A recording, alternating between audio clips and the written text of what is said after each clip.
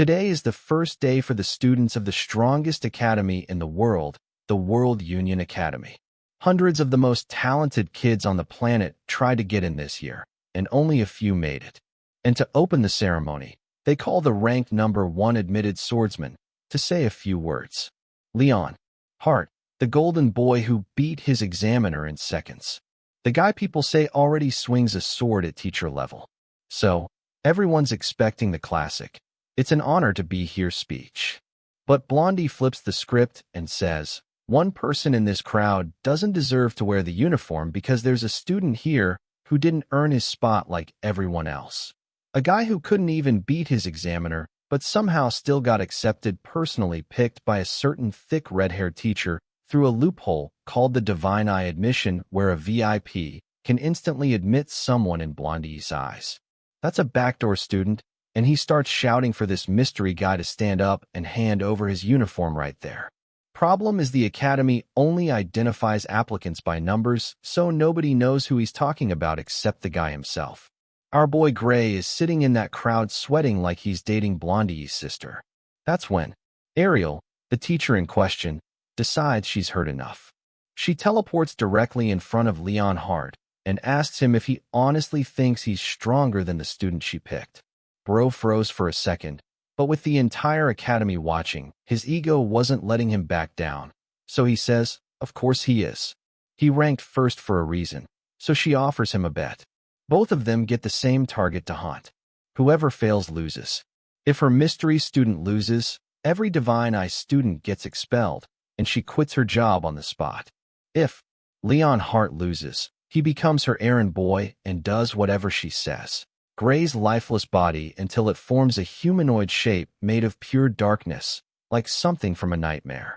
By now, even the Liquidator can't believe what he's seeing, and he instantly creates a powerful barrier around himself. He can see the figure turned back into the main character, but he still can't understand how something like that could be human. Gray just stares at him, then grabs his sword and unleashes an attack so strong that the impact against the Liquidator's shield sends out a massive shock wave of energy. But the real surprise comes a few seconds later when the shield shatters completely and the blade pushes into the enemy's own chest. Blood pours out, and once again, he asks if Gray is human. Gray answers that he's wondering the same thing. And of course, the Liquidator still can't understand how he's alive. Gray admits the gap between them has already started to close, and this is only the beginning.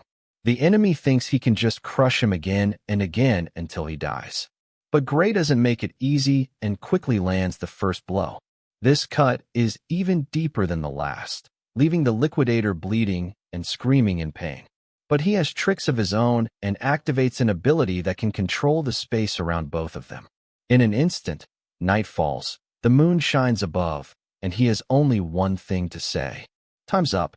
The thing is, Gray isn't about to be scared by something that simple. Grimy technique. So he can't help wondering if the battle would have ended differently if he'd reached the level of someone like Kronos may have sent him back for exactly that. With that in mind, they arrive at the dojo where the master, a blue-eyed woman named Sarah, personally steps in to beat down the bullies for trying to use their skills against a civilian, then throws them out. She says trash like them never even deserve to be part of her dojo. But she doesn't stop there. The woman is so honorable that she quickly kneels before Gray and says that as an apology, she wants to write him a recommendation letter to make sure he gets into the academy. The problem is, first she needs to test his ability. So she faces him, and she's genuinely surprised when Gray charges at her with a sharp practical technique that's far too polished for someone his age. That's when it becomes obvious why and the others never stood a chance against him.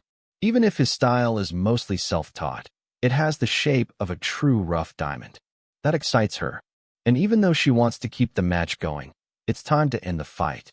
So she starts pressing much harder, planning to disarm him with a couple of quick thrusts. The strange part is that even after raising the intensity by several levels, Gray keeps answering solidly and matching her pace, even as she pushes harder and harder until even Zaria realizes she's using her full power. Zaria is already one step ahead and starts studying the area. It looks like the boss is staying inside his tent, so they need to quietly cut down the numbers first before the boss notices them. So, the best plan is to split up and fight separately. So, they separate and use the element of surprise to start taking down enemy after enemy. It doesn't take long for the ogres to realize what's happening and start fighting back with the same force. But the advantage is still on their side, and within seconds, they've wiped out most of the enemies. In the middle of the chaos, Zaria admits he's doing pretty well. She asks if this is really his first real battlefield, but Gray dodges the question and warns her to stay sharp. They've only just started. He doesn't say it out loud, but something feels off. For some reason, the enemies are weaker than he ever expected. So, if they really manage to beat Zaria in the other timeline, then the only answer is that the boss inside that tent is stronger than expected. And he's right, because out of nowhere, he feels eyes staring at him from inside the tent. Every instinct in his body goes on alert to the point that Voltitor yells at Zaria that she has to run. Of course, she doesn't understand the sudden change. But when Gray shouts at her not to ask questions and just run, she moves, sprinting for her life. But it's already too late. But the white-haired girl doubts that's enough to describe the crazy thing he did. Everything he pulled off with just a few sword swings. Still, what matters now is that he's okay. So, she asks if he can stand up. And that simple idea is shut down right away when Gray realizes he can't even gather enough strength to move his right arm. And strangely, that's not even the weirdest part because he notices a large black stain spreading under the bandage. Syria can't even see it. And the only obvious thing is that his arms are a mess, but he can't feel it because they gave him a magic potion. And that's when everything else stops mattering because Gray knows those are insanely expensive and is almost too shocked to speak. Then she tells him it was a gift from the village chief for saving everyone. At first, the protagonist doesn't get what she means, but then the chief walks into the infirmary and makes it clear that this is the least he could do. Gray kept the whole place and all its people from being burned to ashes. The protagonist immediately says he's exaggerating, but the man insists he's serious. More than anyone, Gray should know that an ogre general isn't something fighters from a tiny village in the middle of nowhere could defeat. And that's when he reminds himself that in the other timeline, that's exactly what happened. If he hadn't stepped in, Saria, the chief, and everyone there would have died within hours. The problem now is that between the battles, the weeks that passed since he told Saria he was leaving and the time he spent unconscious, there are only 2 days left before the World Union Academy entrance exam. Normally it's a 3-day trip, but if he leaves on horseback right now, he might still make it in time. So he asked the chief to lend him one, promising to pay him back when he returns, but the man already knew he'd ask, so he prepared the best horse in the whole village ahead of time. Sarah adds that if he hadn't woken up, she was planning to carry him there herself. With that settled, Gray gets ready to leave. He gets ready to leave, but the biggest surprise comes when he opens the door to the clinic and finds the whole village waiting for him, ready to send him off with signs, cheers, words of thanks, and even a bag of money they collected to help cover his academy costs. Without hesitation, Gray thanks them all, and even though he admits the pressure to pass feels heavier than ever, Sarah tells him not to worry. She knows better than anyone that no other applicant can say they beat an ogre general. Sure, with his right arm like that, he won't be able to shine the way he should. But Gray insists his left arm will be enough, and he won't even need that strange power from before. The examiners aren't blind, and there's no way they'll overlook someone as gifted as him. No matter what, he's going to pass. With that promise, Gray sets off, thinking that if he managed to save a village that was supposed to be destroyed, then the future really can be changed. From there, we jump straight to the start of the entrance exam, where the announcer says all examiners must stay inside the central arena until the process is over. What shocks Gray is the number of people there. Hundreds of applicants, even though usually only around 20 get picked each year. Some even say there have been years when only one person made it. Then Ariel steps forward as the head evaluator and with a single snap of her fingers hands out a ticket to every applicant with their number on it. The only information they need. The Academy doesn't care about gender, age, nationality, bloodline, or money. None of that matters here. The only thing being tested is talent. Ariel even says some people have gotten in using fake names. But what catches Gray off guard is that even though he left his sword at the inn, they still knew exactly what his specialty was. As if she read his thoughts, Ariel explained she assigned their courses based on how they look. And from the way she looks at them, she clearly has some kind of skill backing that up. If she got anyone wrong, they're free to raise their hand. Even though everyone thinks that's insane and assumes she must have researched them beforehand, not a single person raises a hand. After that, she announces the tickets also show one more thing: the day and time of each evaluation. Gray's turn is scheduled for the next day at 11 in the morning, which is a problem because part of him hoped his arm would have more time to heal. But Ariel makes it clear there will be no changes, and anyone who arrives even a few minutes late will be disqualified. So, we move straight to the next day when Gray realizes his arm hasn't healed at all. That means he'll have to manage with only his offhand. At first, that makes him hesitate. But when there's just one person left before his turn, he keeps telling himself he still has a chance, and the best thing he can do is study the sword examiner. He'll be fighting. If this test is a real battle against one of the Academy's strongest swordsmen, then looks mean nothing. The examiner tells another candidate he can take the first strike. And even though the guy throws a blow strong enough to crack the ground, the examiner dodges it and effortlessly places his sword against the candidate's chest, showing the match is basically over. But the guy still refuses to quit and attacks again, only for the examiner to block his huge blade with one that's about half the size and disarm him in a matter of seconds. Just like that, the exam ends. Watching from his spot, Gray realizes he's in trouble. So when his turn comes, he steps forward with one thought in his head. How is he supposed to beat someone who just disarmed a giant that easily? Once again, the examiner offers the first move and Gray goes in ready to use one of Zera's best lessons from training. A sword isn't swung with just the arms, but with the whole body. So even injured, he can drive power through the rest of his muscles. That lets him throw a pretty solid strike. Of course, it's still nowhere near his normal attacks, but it's enough to make the instructor answer right away. And to Gray's surprise, he can see the sword moving almost slowly. Not because the man is weak, but because compared to Zeria's speed and skill, he doesn't even come close. That instantly boosts Gray's confidence. And within seconds, he starts pushing forward with quick, sharp movements that force the examiner back, proving Zeria was right all along. He really might pass. Still, it isn't easy. As the fight goes on, Gray realizes that even if he's already figured out the examiner's sword style, the man is still very strong, and there's no way Gray can break through using only his left arm. On top of that, the examiner is feeling the pressure, too, and his attacks are getting rougher and rougher. So Gray decides to risk everything with a new plan.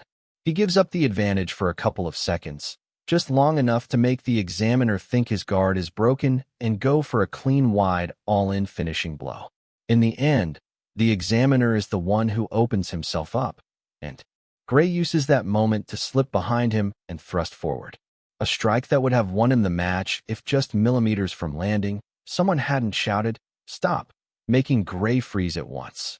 He looks around confused because the fight had just gotten good. Then another judge announces that time is up. And since that's how it ended, the only conclusion they can make is that it's a draw.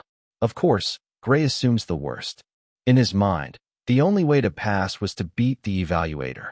So he leaves the arena feeling crushed, repeating to himself that at least he gave it everything he had, already thinking he'll have to take the exam again next year. He walks away convinced he'll do much better once his arm fully heals. After that, a whole week passes until all the evaluators gather to talk about the applicants and compare notes. In general, they're completely worn out because the exam's golden rule is to judge each person one by one, then discuss every single case the same way. They start with the sword course applicants where the clear winners are the ones who actually beat the evaluator. But they also consider strategy and how long each person lasted during the 15-minute limit. The problem is one evaluator insists that this time only the people who beat the examiner should pass, plus maybe a few rare exceptions. And sadly, Gray isn't one of them. In fact, No one even says anything special about his performance. It seems like that's the end of it until someone asks what they'll do about candidate number 513. Of course, that's Gray's number, but the surprise is that the one who brings him up is Ariel herself, insisting he has real potential, even if the others don't agree.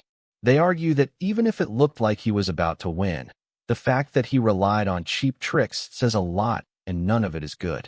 They do admit his technique was solid, but say he lacks strength and spent most of the test getting overpowered, which to them means he's useless. That only makes Ariel laugh to herself. With so many people watching, she finds it ridiculous that none of them noticed that one small detail.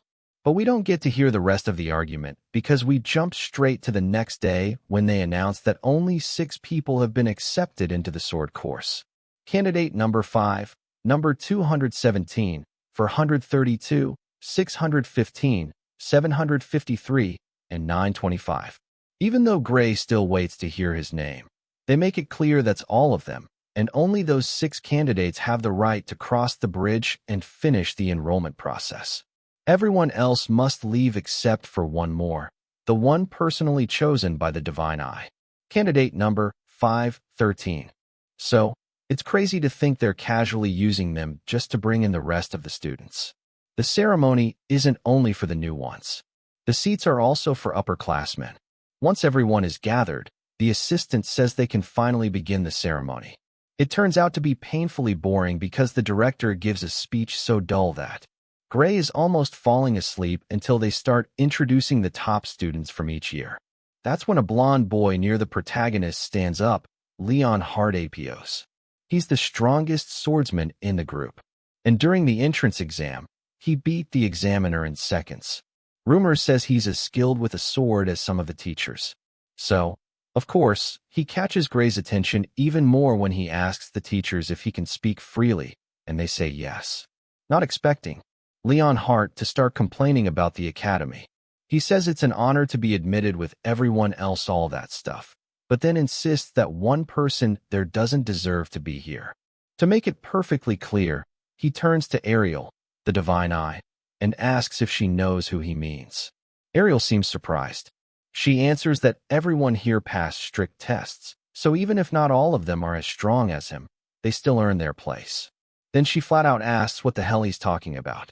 Leon Hart says, everyone deserves to be here except the guy who got in through the back door with that so-called special Divine Eye admission. And he doesn't stop there. Leon Hart starts shouting for that student to show himself and hand over his uniform, obviously talking about the protagonist. Luckily, because everyone was chosen only by numbers, no one knows what he looks like. Ariel tries to change the subject, but Leon Hart keeps going until she suddenly teleports right in front of him and in a pretty creepy way asks if he really thinks he's stronger than that other student.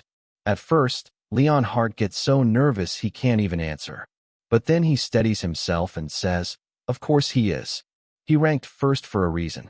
That's when things finally get interesting because Ariel suggests a bet. 2 things will be on the line. First, the other boy's admission and also her own job. The protagonist freezes since he definitely never agreed to anything like that. Leon Hart asks if they're really going to make him fight, but Ariel says no. If the other boy got serious, Leon Hart would die, and as a teacher, she won't risk a student's life. That instantly makes things tense. Leon Hart asks if that's supposed to be an insult, but the redhead makes it clear she means every word. So instead, they'll compete by fighting monsters. That way, it's safer and fairer. And Ariel even hints that Leon Hart is better at fighting monsters than humans. What exactly she means by that, we don't know. Still, Leonard accepts. And Ariel starts laying out the rules. Basically, each of them has to kill the monster she names as the target. Every round, the target monster gets stronger, and whoever fails to kill theirs loses. If the protagonist loses, Ariel will quit her teaching job, and every special admission student will be expelled. But if Leon Hart loses, he'll have to do whatever she says. Before agreeing, he wants to know what kind of monsters they'll face so he doesn't walk into a trap. And this is where things get weird because Ariel acts like she's thinking, then asks how he'd feel about fighting an ogre general. That's way too specific to be random. So, the the protagonist starts wondering if she knows more than she lets on. Of course, Leon Hart says that isn't a monster a student can beat alone. Ariel says, fine, it can be a long-term bet. They'll have until the end of the year to defeat the creature, or they lose anyway. Even then, the blonde still thinks it's impossible because it's a disaster-level monster. There's no way he could beat something like that with only a year of training. After that, Gray is left alone with Bella and Ariel, who asks him to have a talk about magic. She makes it clear she heard what happened in class earlier. In fact, the professor personally came to her demanding Gray be transferred, but she refused because she believes he's better suited for the sword than for magic. Even so, what he did was impressive, clearly impulsive, with little understanding of aether, yet still something very few people can pull off. So, she wants to hear his secret. She even offers money and promises that whatever he says will stay in that room. She doesn't need the answer for Bella, who is a genius at magic theory, but not nearly as good at putting it into practice. For some reason, MC just can't properly use aether compression, which makes sense to Gray. He already knew. Bella took a long time to unlock her true talent. Ariel keeps pressing him if he can help her. He can save Vela from being sent to Professor Bradley, a man Gray recognizes right away because he's infamous for carrying out experiments on humans. And in the future, he'll even become the cause of terrible magical disasters, the worst magic criminal in history. But for some reason, Ariel explains that if Vela doesn't improve before the end of the year, she'll be sent to him for a surgery that's supposed to improve her magic. Ariel wants no part of that, and she says it herself. Dozens of people have died because of his horrific methods. Even so, Vela would rather risk that than be expelled. That puts Gray in a hard spot because revealing this kind of knowledge could literally change history, especially since Vela would probably discover Odo on her own eventually. Even so, when he thinks about all the damage the Liquidator will cause, he tells himself that this is exactly why he's here to change that terrible future. So, he promises to teach them everything he knows. After that, we move to the training grounds where Gray explains everything Bella once taught him well from his future. And they do it under a magic contract that forces everyone to keep it secret no matter what. At first, what Gray tells them sounds insane, but the more they think it over, the more sense it makes. Bella gets excited, saying it literally sounds like magic from the future. On top of that, none of his ideas go against how current magic works. They just add to it. So, the blue-haired girl decides to test it by using the knowledge he gave her to cast a spell at full power. For Gray, though, that is not exciting at all.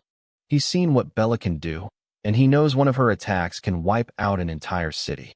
Not only that, but she's so powerful that the odds of her controlling all that power at this point are low. The problem is before he can tell her to stop, Bella fires the spell and in a single second blows away the whole training field. That includes Gray, who would have been completely burned alive if he hadn't managed to seize control of the energy at the last second. In fact, she handles it so well that it changes from a blast like a nuclear bomb into a huge dragon shape that flies through the flames. Then she collapses. At first, Gray worries, but Ariel explains that the poor girl just ran out of aether. Even so, she can't deny that what Bella pulled off in a single try was absolutely incredible. And it proves just how much power was inside her waiting to come out. With the little strength she has left, the protagonist insists she couldn't have done it without Gray. But all he can think is that he merely taught her something she was the one meant to create. The important part is that they managed to save her from a surgery so dangerous it wouldn't just have risked her life. If she survived, it likely would have taken away her control. That famous procedure can grant huge magical power in exchange for the user's control over it, which explains why the future Vela was always so careful with her magic. One spell could put her life and everyone else's in danger. Anyway, now it's Ariel's turn to keep her side of the deal, because what Gray asked in exchange for teaching them about Odo was for her to heal his arm. The redhead says there's a very special kind of magic she wants to use on him. And with that, she gently places her hand on his wound. Blue energy wraps around it, and after a few minutes, it fades until Gray can move his arm completely again. He's completely shocked because not even a top-grade healing potion had that kind of effect. Proudly, Ariel explains that her highly specialized magic is far beyond those potions. Then she tells him to test his arm with a sword. So, Gray starts throwing out a string of slashes and realizes that even if it looks fine, it doesn't feel like it moves the same as before. Ariel understands that right away. She says that while she repaired his nerves, her magic can't heal wounds to the soul, a concept most people still don't accept, but one she firmly believes in because her eye can see it. Even right now, she can tell his soul is slowly healing. So, physically, his arm is perfect, but he still needs more rest for his soul to recover. For now, though, he can train like normal, and she'd actually like to watch him fight, so she can understand what kind of swordsmanship he uses and why it can damage a person's soul so badly. From the way she explains that the soul matters here, just like aether and Odo, because Ariel says there's a sword technique that uses the soul to move the blade, the swordsmanship of Amy. Gray is stunned to hear that name because at this point in the world's history, she is still far from the sword saint he once knew. Still, Ariel is very sharp and points out that he moves his sword in the exact same way Amy does, except it feels like the person who taught him was even more skilled. And of course, Gray's first teacher really was her. It was future Amy. So he quickly changes the subject and asks how swordsmanship can affect the soul. Ariel says that can happen with a very rare style of swordsmanship, the same kind used to bring down an ogre general in a single slash. At that point, it's obvious Ariel knows the truth, and she's not just thanking him for basically winning her another bet. She explains that she saw how that battle ended, so she knows normal techniques could never have done it. There's a strange power her eye can see, something slowly leaking through a chained door. Of course, she means the same door Gray saw the last time he used his ability. Then she says something even more shocking. She doesn't fully understand that power, but she has seen something similar to his before. A force tied to a being called the Liquidator. Gray freezes on the spot. He doesn't know what to say or even think because the Liquidator shouldn't have appeared yet. It's not supposed to exist in this time period. Seeing his reaction, Ariel realizes he already knows about the Liquidator. She's almost surprised, but then remembers that Gray always seems to know things nobody else should, like knowledge from the future. This woman is way sharper than she first looked, so she asks him directly what he knows about the Liquidator. Gray only says it is a huge threat to humanity. He stresses that it has to be stopped before it appears and destroyed if possible. Hearing how serious he is, with that settled, they head out, and we move straight to the forest outside the lab. Entrance where the three of them study the place, and confirm no one seems to be around. That makes it the perfect time to go in. The basic plan is to sneak inside while Bradley is at a conference with the Magic Society and search for anything they can use as evidence. Of course, there's a good chance the place is full of traps, so they have to be careful. Bella worries they might get caught, but Ariel calmly tells her she can turn back whenever she wants. Still, the protagonist is determined to help them, and she doesn't understand why they're risking so much for someone like her. Gray cuts in right away. They're not doing this just for her. Stopping these experiments could literally save the world. That only leaves the blue-haired girl even more confused. And Ariel says that's probably going too far, but she agrees they need to think this through carefully. Even so, they came here by choice. And with that resolve, they'll finish the mission. So, they move out and sneak forward until Ariel uses her fire magic to blast open part of a side wall of the fortress, which leads straight into the prison, where that bastard keeps all his victims locked up. Some of them are dead, and some still seem alive, but the worst part is that none of them move or call for help.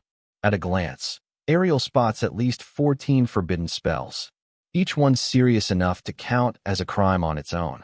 They don't even need to bring up the illegal human experiments to throw that monster in jail, though those crimes will make sure he never gets out. But all of that takes a back seat when they reach a chamber with an altar in the center. And Bella asks if they should take the evidence and run or rescue the people. Gray says the smartest move is to leave before Bradley returns. The problem is that right then a voice behind them asks if they mean him. And of course, it's very Bradley himself who definitely should not be there. But then another problem starts. The slash was so strong that it wrecked a huge part of the structure, bringing the ceiling down and threatening to crush them, too. Ariel steps forward and uses her own power to stop even the smallest piece of rubble. Even so, all she can do is ask Gray how he managed to go beyond all her expectations and how his arm feels. In response, he drops the sword without meaning to because a fierce pain is running through every part of his body. On top of that, there's a worrying numbness. We can also tell the black mark has spread, but the good news is he can still stand and still move that arm. If the Gray from a few months ago had tried something like that, he would have passed out for days. That means Hector's weird training is somehow actually working. Naturally, Ariel thanks him because if they're still alive, it's thanks to him. Still, she apologizes for being so weak that she practically forced him to use that power.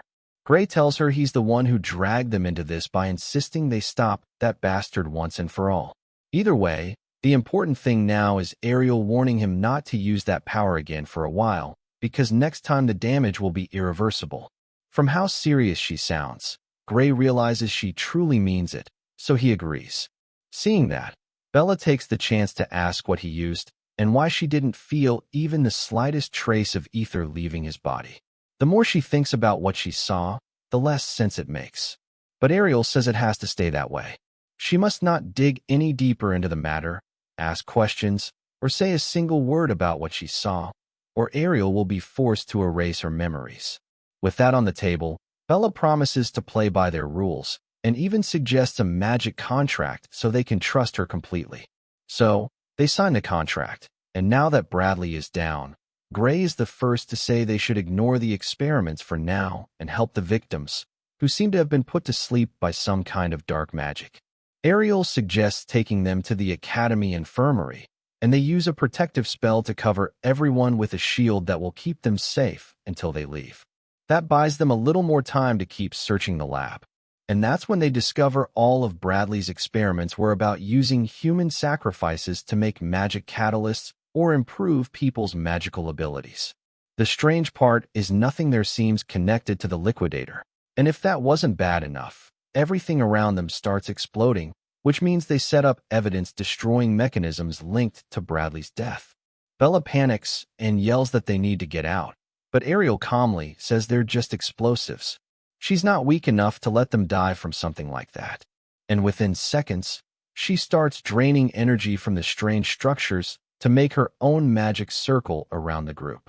In a firm voice, she tells them not to move as debris crashes down all around them.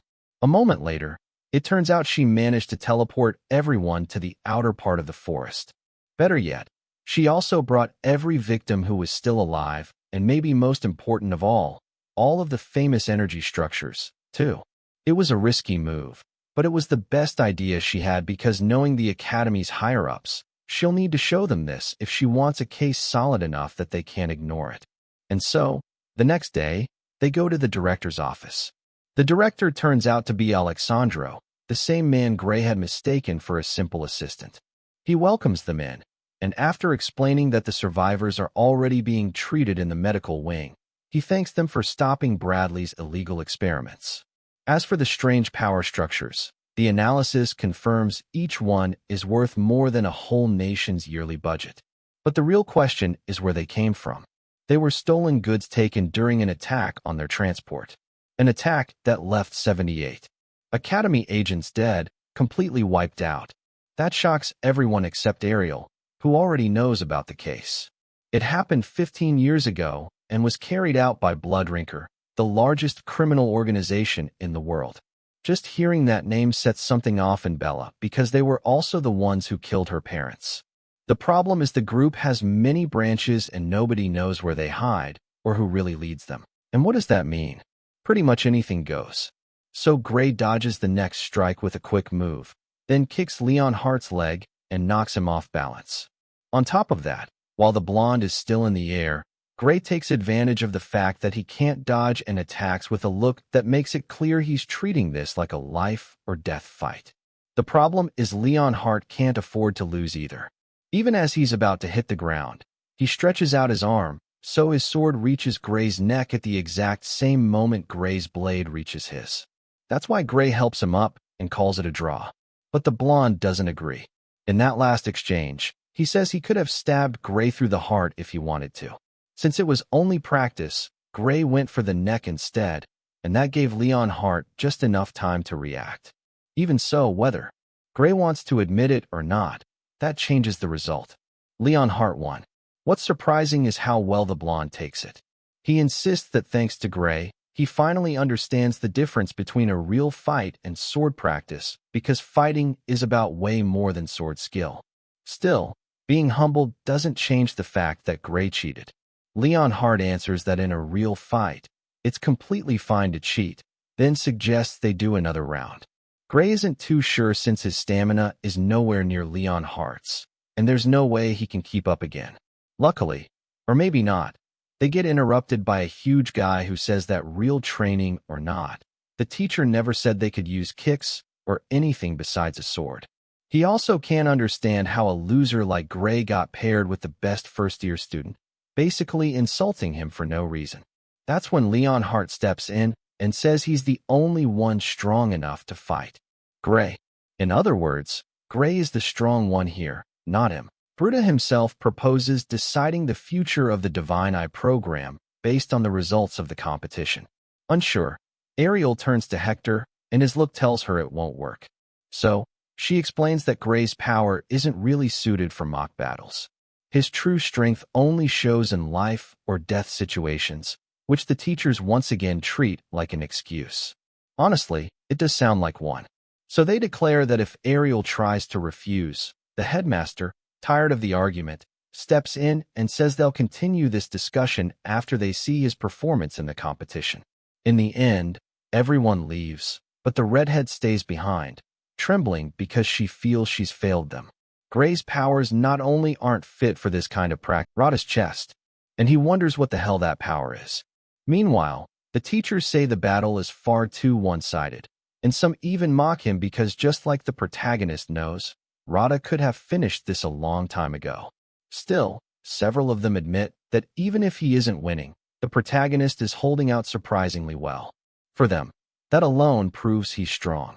But that stops mattering when Ariel asks them to end the test right away because she has a bad feeling. Things are about to get ugly, thankfully. Right then he wakes up in the village infirmary where Sarah has been waiting for him. To him, it felt like he was gone for only a few seconds, but in reality, he's been unconscious for 5 whole days, and she admits she thought he had died. Calmly, Gray says he just pushed himself a little too far. But the white-haired girl doubts that's enough to describe the crazy thing he did. Everything he pulled off with just a few sword swings. Still, what matters now is that he's okay. So, she asks if he can stand up. And that simple idea is shut down right away when Gray realizes he can't even gather enough strength to move his right arm. And strangely, that's not even the weirdest part because he notices a large black stain spreading under the bandage. Syria can't even see it. And the only obvious thing is that his arms are a mess, but he can't feel it because they gave him a magic potion. And that's when everything else stops mattering because Gray knows those are insanely expensive and is almost too shocked to speak. Then she tells him it was a gift from the village chief for saving everyone. At first, the protagonist doesn't get what she means, but then the chief walks into the infirmary and makes it clear that this is the least he could do. Gray kept the whole place and all its people from being burned to ashes. The protagonist immediately says he's exaggerating, but the man insists he's serious. More than anyone, Gray should know that an ogre general isn't something fighters from a tiny village in the middle of nowhere could defeat. And that's when he reminds himself that in the other timeline, that's exactly what happened. If he hadn't stepped in, Saria, the chief, and everyone there would have died within hours. The problem now is that between the battles, the weeks that passed since he told Saria he was leaving and the time he spent unconscious, there are only 2 days left before the World Union Academy entrance exam. Normally it's a 3-day trip, but if he leaves on horseback right now, he might still make it in time. So he asked the chief to lend him one, promising to pay him back when he returns, but the man already knew he'd ask, so he prepared the best horse in the whole village ahead of time. Sarah adds that if he hadn't woken up, she was planning to carry him there herself. With that settled, Gray gets ready to leave. He gets ready to leave, but the biggest surprise comes when he opens the door to the clinic and finds the whole village waiting for him. ready to send him off with signs, cheers, words of thanks, and even a bag of money they collected to help cover his academy costs. Without hesitation, Gray thanks them all, and even though he admits the pressure to pass feels heavier than ever, Sarah tells him not to worry. She knows better than anyone that no other applicant can say they beat an ogre general. Sure, with his right arm like that, he won't be able to shine the way he should. But Gray insists his left arm will be enough, and he won't even need that strange power from before. The examiners aren't blind, and there's no way they'll overlook someone as gifted as him. No matter what, he's going to pass. With that promise, Gray sets off, thinking that if he managed to save a village that was supposed to be destroyed, then the future really can be changed. From there, we jump straight to the start of the entrance exam, where the announcer says all examiners must stay inside the central arena until the process is over. What shocks Gray is the number of people there. Hundreds of applicants, even though usually only around 20 get picked each year. Some even say there have been years when only one person made it. Then Ariel steps forward as the head evaluator and with a single snap of her fingers hands out a ticket to every applicant with their number on it. The only information they need. The Academy doesn't care about gender, age, nationality, bloodline, or money. None of that matters here. The only thing being tested is talent. Ariel even says some people have gotten in using fake names.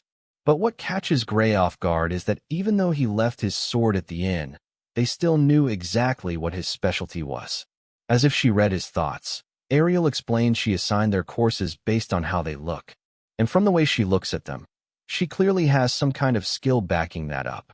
If she got anyone wrong, they're free to raise their hand. Even though everyone thinks that's insane and assumes she must have researched them beforehand, not a single person raises a hand. After that, she announces the tickets also show one more thing. The day and time of each evaluation. Gray's turn is scheduled for the next day at 11 in the morning, which is a problem because part of him hoped his arm would have more time to heal. But Ariel makes it clear there will be no changes, and anyone who arrives even a few minutes late will be disqualified. So, we move straight to the next day when Gray realizes his arm hasn't healed at all. That means he'll have to manage with only his offhand. At first, that makes him hesitate. But when there's just one person left before his turn, he keeps telling himself he still has a chance, and the best thing he can do is study the sword examiner. He'll be fighting. If this test is a real battle against one of the Academy's strongest swordsmen, then looks mean nothing. The examiner tells another candidate he can take the first strike. And even though the guy throws a blow strong enough to crack the ground, the examiner dodges it and effortlessly places his sword against the candidate's chest, showing the match is basically over. But the guy still refuses to quit and attacks again, only for the examiner to block his huge blade with one that's about half the size and disarm him in a matter of seconds. Just like that, the exam ends. Watching from his spot, Gray realizes he's in trouble. So when his turn comes, he steps forward with one thought in his head. How is he supposed to beat someone who just disarmed a giant that easily? Once again, the examiner offers the first move and Gray goes and ready to use one of Zara's best lessons from training. A sword isn't swung with just the arms, but with the whole body. So even injured, he can drive power through the rest of his muscles. That lets him throw a pretty solid strike. Of course, it's still nowhere near his normal attacks, but it's enough to make the instructor answer right away. And to Gray's surprise, he can see the sword moving almost slowly. Not because the man is weak, but because compared to Zaria's speed and skill, he doesn't even come close. That instantly boosts Gray's confidence. And within seconds, he starts pushing forward with quick, sharp movements that force the examiner back, proving Zaria was right all along. He really might pass. Still, it isn't easy. As the fight goes on, Gray realizes that even if he's already figured out the examiner's sword style, the man is still very strong, and there's no way Gray can break through using only his left arm. On top of that, the examiner is feeling the pressure, too, and his attacks are getting rougher and rougher. So Gray decides to risk everything with a new plan. He gives up the advantage for a couple of seconds, just long enough to make the examiner think his guard is broken and go for a clean wide all-in finishing blow.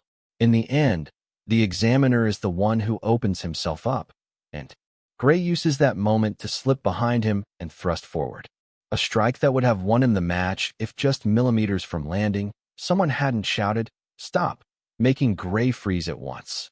He looks around confused because the fight had just gotten good.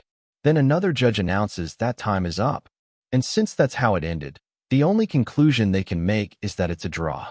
Of course, Gray assumes the worst. In his mind, the only way to pass was to beat the evaluator. So he leaves the arena feeling crushed, repeating to himself that at least he gave it everything he had, already thinking he'll have to take the exam again next year. He walks away convinced he'll do much better once his arm fully heals. After that, a whole week passes until all the evaluators gather to talk about the applicants and compare notes. In general, they're completely worn out because the exam's golden rule is to judge each person one by one, then discuss every single case the same way. They start with the sword course applicants where the clear winners are the ones who actually beat the evaluator. But they also consider strategy and how long each person lasted during the 15-minute limit. The problem is one evaluator insists that this time only the people who beat the examiner should pass, plus maybe a few rare exceptions. And sadly, Gray isn't one of them. In fact, no one even says anything special about his performance. It seems like that's the end of it until someone asks what they'll do about candidate number 513.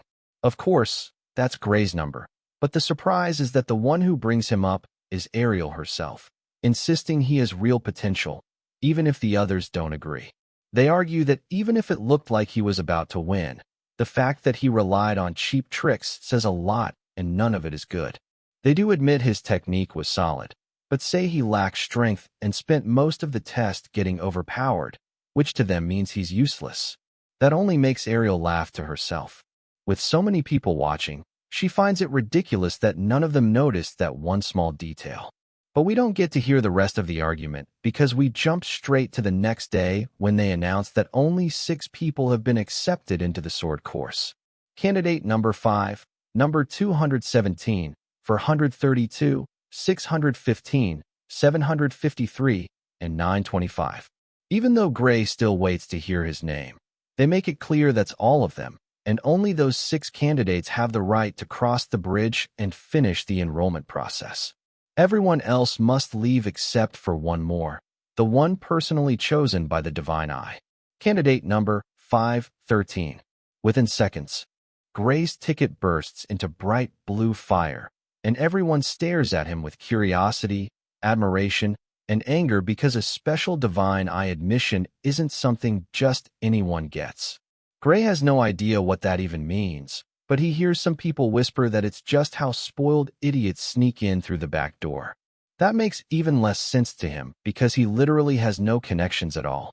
He even wonders if Syria might know someone until an old man cuts in and tells them to shut up, because Divine Eye admission is an honorable category that has produced heroes for hundreds of years.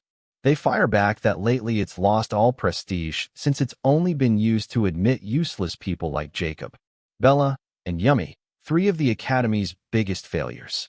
What they don't know is that Gray knows those names very well. Even if people see them as weak right now, they'll become part of the main force against the Liquidator. Either way, the point is simple. He got in. From there, we move straight to the entrance ceremony where Gray and the other chosen students receive their documents and are called to the plaza in front of the main office. The strange part is that when they arrive, there's nothing there, and they start wondering if they came to the wrong place. Then an assistant shows up to explain that there's been a small delay with the setup because of a mix-up. Since the place is completely empty, they figure it will take a long time, but then he tells them to step back so they can begin the setup. And in an instant, the ground lights up with dozens of magic circles that spread out in a brilliant glow and start forming a small coliseum. With a smile, he tells them to sit wherever they want. The students head over completely amazed because that wasn't normal magic. It was teleportation used on huge objects. Even Gray, who's seen plenty of wild things, thinks this is an insanely flashy way to use that spell. That only makes him even more excited since it shows just how much power the World Union Academy has. Still, A boy up front notices something Gray missed. There are way too many seats for just 30 accepted students. His friend explains why. The academy brings together the best students from all over the world. But what does that have to do with anything? To get it, he needs to look up because dragons and airships are all arriving at the same place at once. Once again, the guy has no idea what he's looking at, but the protagonist recognizes them right away. Strat Queen Magic aircraft, the biggest and most expensive in the world. So, it's crazy to think they're casually using them just to bring in the rest of the students. The ceremony isn't only for the new ones. The seats are also for upperclassmen. Once everyone is gathered, the assistant says they can finally begin the ceremony. It turns out to be painfully boring because the director gives a speech so dull that Gray is almost falling asleep until they start introducing the top students from each year. That's when a blonde boy near the protagonist stands up, Leon Hart APOs. He's the strongest swordsman in the group. And during the entrance exam, he beat the examiner in seconds. Rumor says he's as skilled with a sword as some of the teachers. So, of course, he catches Gray's attention even more when he asks the teachers if he can speak freely, and they say yes. Not expecting Leon Hart to start complaining about the academy. He says it's an honor to be admitted with everyone else, all that stuff, but then insists that one person there doesn't deserve to be here. To make it perfectly clear, he turns to Ariel, the Divine Eye, and asks if she knows who he means. Ariel seems surprised. She answers that everyone here passed strict tests, so even if not all of them are as strong as him, they still earn their place. Then she flat out asks what the hell he's talking about. Leon Hart says, everyone deserves to be here except the guy who got in through the back door with that so-called special Divine Eye admission. And he doesn't stop there. Leon Hart starts shouting for that student to show himself and hand over his uniform, obviously talking about the protagonist. Luckily, because everyone was chosen only by numbers, no one knows what he looks like. Ariel tries to change the subject, but Leon Hart keeps going until she suddenly teleports right in front of him and in a pretty creepy way asks if he really thinks he's stronger than that other student. At first, Leon Hart gets so nervous he can't even answer. But then he steadies himself and says, of course he is. He ranked first for a reason. That's when things finally get interesting because Ariel suggests a bet. Two things will be on the line. First, the other boy's admission and also her own job. The protagonist freezes since he definitely never agreed to anything like that. Leon Hart asks if they're really going to make him fight, but Ariel says no. If the other boy got serious, Leon Hart would die, and as a teacher, she won't risk a student's life. That instantly makes things tense. Leon Hart asks if that's supposed to be an insult, but the redhead makes it clear she means every word. So instead, they'll compete by fighting monsters. That way, it's safer and fairer. And Ariel even hints that Leon Hart is better at fighting monsters than humans. What exactly she means by that, we don't know. Still, Leonard accepts. And Ariel starts laying out the rules. Basically, each of them has to kill the monster she names as the target. Every round, the target monster gets stronger, and whoever fails to kill theirs loses. If the protagonist loses, Ariel will quit her teaching job, and every special admission student will be expelled. But if Leon Hart loses, he'll have to do whatever she says. Before agreeing, he wants to know what kind of monsters they'll face so he doesn't walk into a trap. And this is where things get weird because Ariel acts like she's thinking, then asks how he'd feel about fighting an ogre general. That's way too specific to be random. So, the protagonist starts wondering if she knows more than she lets on.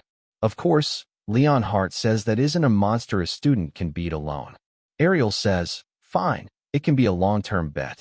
They'll have until the end of the year to defeat the creature or they lose anyway. Even then, the blonde still thinks it's impossible because it's a disaster-level monster. There's no way he could beat something like that with only a year of training.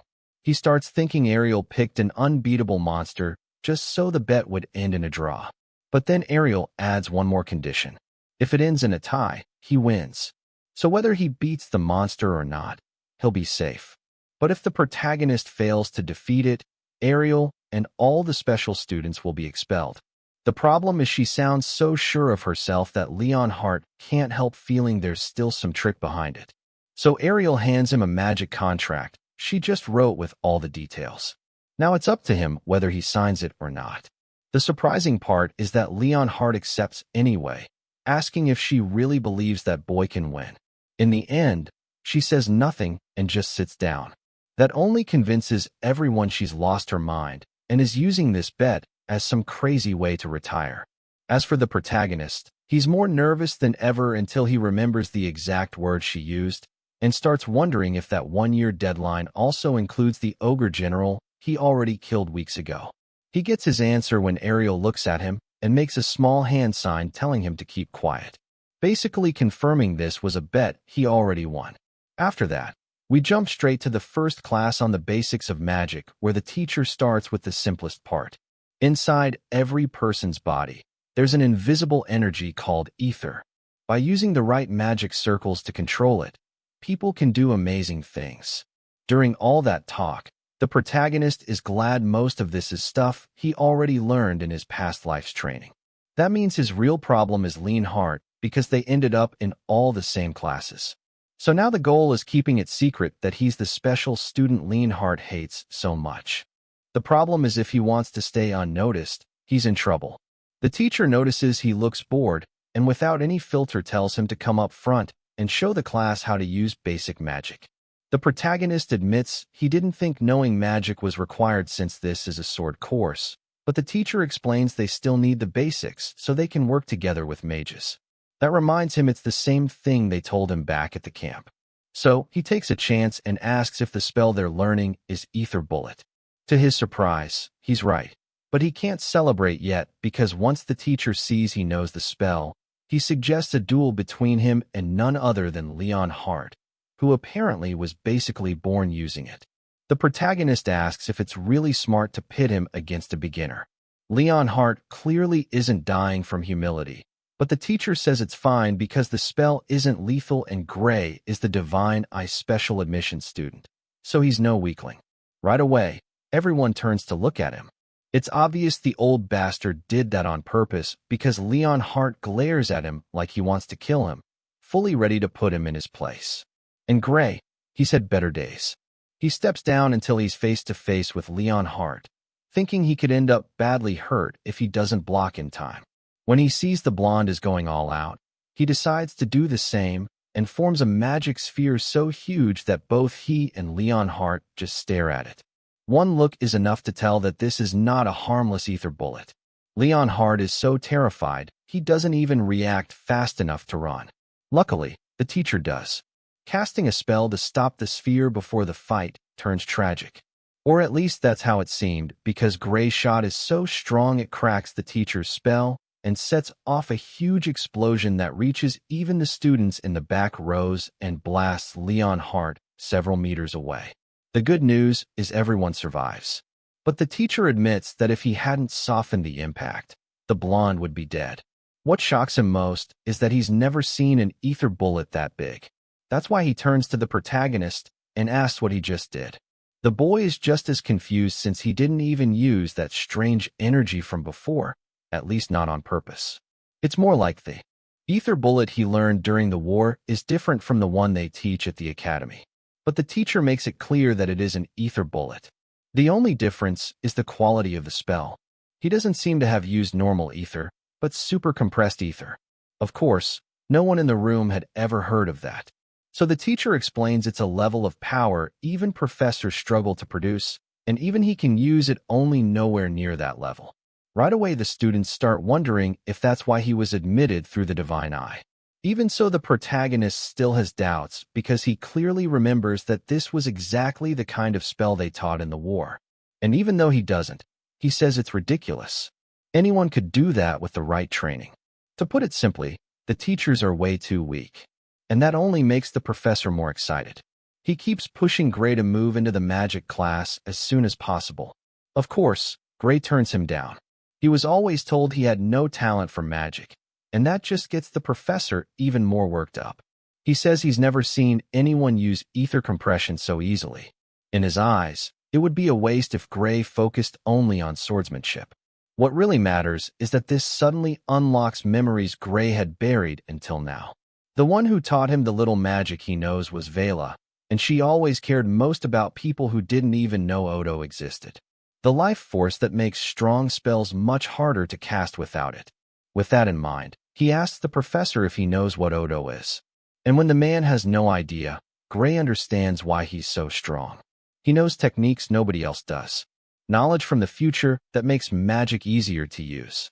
To the point that even someone as weak as he used to be is now among the strongest. Still, he has to be very careful with that information. So, he refuses to join the magic class, and the professor tells him the door will always stay open for someone like him. In the end, he sends Gray back to his seat, making it clear that it doesn't matter if he gets distracted or bored because the class is clearly too basic for him. Everyone is stunned except Leon Hart, whose reaction is a little different. Now he looks at Gray with pure admiration, and honestly, that gives him chills. Later on, Gray gets a letter from Ariel asking him to come to her office.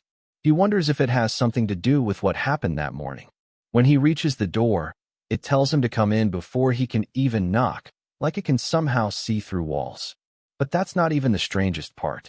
The second he enters, a sword comes flying straight at him. He manages to block it, then freezes when he sees that the attacker isn't Ariel, but a blue-haired girl who looks very familiar. The problem is before he can figure out where he knows her from, something else grabs his attention.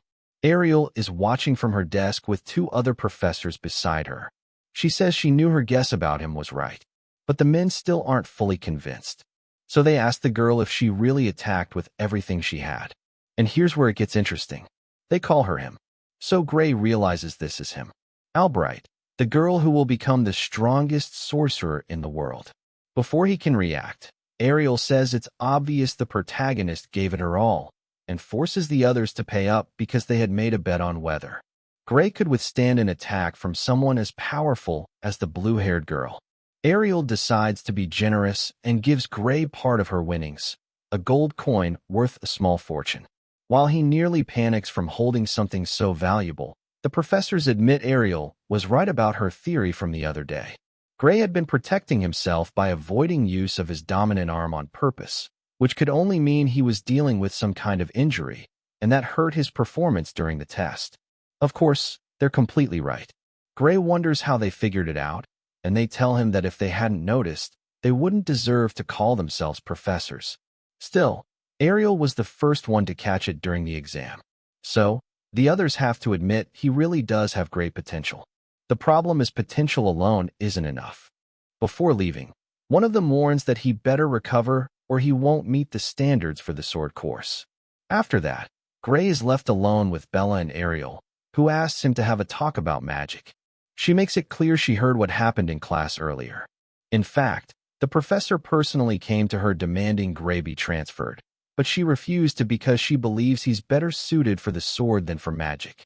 Even so, what he did was impressive, clearly impulsive, with little understanding of aether, yet still something very few people can pull off.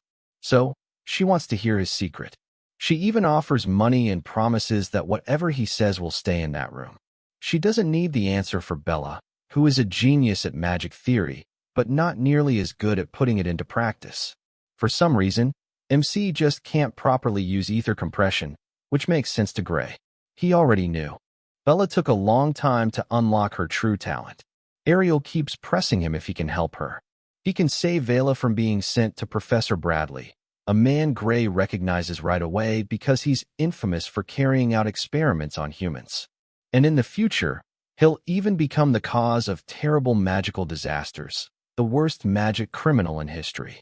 But for some reason, Ariel explains that if Vela doesn't improve before the end of the year, she'll be sent to him for a surgery that's supposed to improve her magic. Ariel wants no part of that, and she says it herself. Dozens of people have died because of his horrific methods. Even so, Vela would rather risk that than be expelled.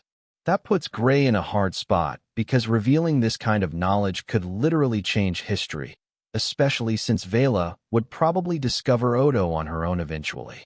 Even so, when he thinks about all the damage the Liquidator will cause, he tells himself that this is exactly why he's here to change that terrible future. So, he promises to teach them everything he knows. After that, We move to the training grounds where Gray explains everything Bella once taught him well from his future. And they do it under a magic contract that forces everyone to keep it secret no matter what. At first, what Gray tells them sounds insane, but the more they think it over, the more sense it makes. Bella gets excited, saying it literally sounds like magic from the future. On top of that, none of his ideas go against how current magic works. They just add to it. So, the blue-haired girl decides to test it by using the knowledge he gave her to cast a spell at full power. For Gray, though, that is not exciting at all.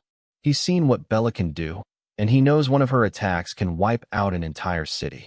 Not only that, but she's so powerful that the odds of her controlling all that power at this point are low. The problem is before he can tell her to stop, Bella fires the spell and in a single second blows away the whole training field. That includes Gray, who would have been completely burned alive if he hadn't managed to seize control of the energy at the last second. In fact, she handles it so well that it changes from a blast like a nuclear bomb into a huge dragon shape that flies through the flames. Then she collapses. At first, Gray worries, but Ariel explains that the poor girl just ran out of ether. Even so, she can't deny that what Bella pulled off in a single try was absolutely incredible. And it proves just how much power was inside her waiting to come out. With the little strength she has left, the protagonist insists she couldn't have done it without Gray. But all he can think is that he merely taught her something she was the one meant to create. The important part is that they managed to save her from a surgery so dangerous it wouldn't just have risked her life. If she survived, it likely would have taken away her control. That famous procedure can grant huge magical power in exchange for the user's control over it, which explains why the future Vela was always so careful with her magic. One spell could put her life and everyone else's in danger. Anyway, now it's Ariel's turn to keep her side of the deal. Because what Gray asked in exchange for teaching them about Odo was for her to heal his arm. The redhead says there's a very special kind of magic she wants to use on him. And with that, she gently places her hand on his wound. Blue energy wraps around it, and after a few minutes, it fades until Gray can move his arm completely again. He's completely shocked because not even a top-grade healing potion had that kind of effect. Proudly, Ariel explains that her highly specialized magic is far beyond those potions. Then she tells him to test his arm with a sword. So, Gray starts throwing out a string of slashes and realizes that even if it looks fine, it doesn't feel like it moves the same as before. Ariel understands that right away. She says that while she repaired his nerves, her magic can't heal wounds to the soul, a concept most people still don't accept, but one she firmly believes in because her eye can see it. Even right now, she can tell his soul is slowly healing. So, physically, his arm is perfect, but he still needs more rest for his soul to recover. For now, though, he can train like normal, and she'd actually like to watch him fight, so she can understand what kind of swordsmanship he uses and why it can damage a person's soul so badly. From the way she explains that the soul matters here, just like Aether and Odo, because Ariel says there's a sword technique that uses the soul to move the blade, the swordsmanship of Amy. Gray is stunned to hear that name because at this point in the world's history, she is still far from the sword saint he once knew. Still, Ariel is very sharp and points out that he moves his sword in the exact same way Amy does, except it feels like the person who taught him was even more skilled. And of course, Gray's first teacher really was her. It was future Amy. So he quickly changes the subject and asks how swordsmanship can affect the soul. Ariel says that can happen with a very rare style of swordsmanship, the same kind used to bring down an ogre general in a single slash. At that point, it's obvious Ariel knows the truth, and she's not just thanking him for basically winning her another bet. She explains that she saw how that battle ended, so she knows normal techniques could never have done it. There's a strange power her eye can see. Something slowly leaking through a chained door. Of course, she means the same door Gray saw the last time he used his ability. Then she says something even more shocking. She doesn't fully understand that power, but she has seen something similar to his before. A force tied to a being called the Liquidator. Gray freezes on the spot. He doesn't know what to say or even think because the Liquidator shouldn't have appeared yet. It's not supposed to exist in this time period. Seeing his reaction, Ariel realizes he already knows about the liquidator. She's almost surprised, but then remembers that Gray always seems to know things nobody else should, like knowledge from the future. This woman is way sharper than she first looked, so she asks him directly what he knows about the liquidator. Gray only says it is a huge threat to humanity. He stresses that it has to be stopped before it appears and destroyed if possible. Hearing how serious he is, Ariel thinks he may be overdoing it a little, but if that's true, then the answer is simple. They need to stop Professor Bradley's experiments. That's because she already knows about the liquidator. It's the being Bradley is trying to summon. Now, that really shocks Gray because in the future, he never knew where that monster came from. He once believed nobody knew, but the more he thinks about it, the more sense it makes. In humanity's final years, the Academy always acted like it knew exactly where the liquidator would appear. So, the one left in the dark was him. And since Professor Bradley is part of the Academy, the conclusion is obvious. The World Academy was involved with that creature all along. That's why. Gray tells Ariel the experiment must be stopped right away. Ariel agrees, but she doesn't have the authority to stop another professor of equal rank. She even says she already tried pushing her superiors to cancel it. Worse, she isn't allowed to tell Gray who those higher-ups are. This place runs on a strict chain of command, and someone like her can't break it. At this point in the story, the full scale of Professor Bradley's crime still hasn't come out. So, Gray tells her he knows exactly where the bastard's hideout is. Maybe they can catch him in the act. The problem is that the Academy still backs him, so if they go in without solid proof, they'll be the ones who end up locked up. With that in mind, Ariel asks if he has any evidence, but beyond what he knows, Gray admits his hands are tied, too. Ariel then changes the subject and says there's someone at the Academy who might help him control his power, a genius when it comes to unknown forces. It's Hector Fellow, a name Gray recognizes right away as the man who trained the Sword Saint. Kindly, Ariel offers to set up a private lesson so he can start training with him the very next day. And Gray gets excited because that's exactly why he came here in the first place, to control his power. From there, we jump straight to training with Hector, and it starts in the most random way possible. The guy literally makes him sprint through the Academy forest at full speed. Worst of all, he doesn't even let Gray drift off or think about anything but running. The goal is to wear out his body because only then can he awaken his student's power. Is it insane? Absolutely. Still, Gray keeps telling himself, Hector knows what he's doing. Even while another part of him can't stop thinking that every second he wastes running around, Professor Bradley is messing with the fate of the world. And that goes on for a full week until Ariel calls him in to ask how training has been. Gray takes the chance to complain that all he's done is run the whole week. But then things suddenly get more serious when Ariel receives a letter that changes her expression at once. Gray notices and asks what's wrong, and she hands over the letter, one written by Professor Bradley himself. It says, Bella's abilities have not improved under the terms of their contract, which means the operation will move forward. Gray immediately shouts that it's insane and asks if there's any way to refuse, but Ariel explains the only way is if the professor cancels it. Otherwise, MC's only choices are the operation or expulsion.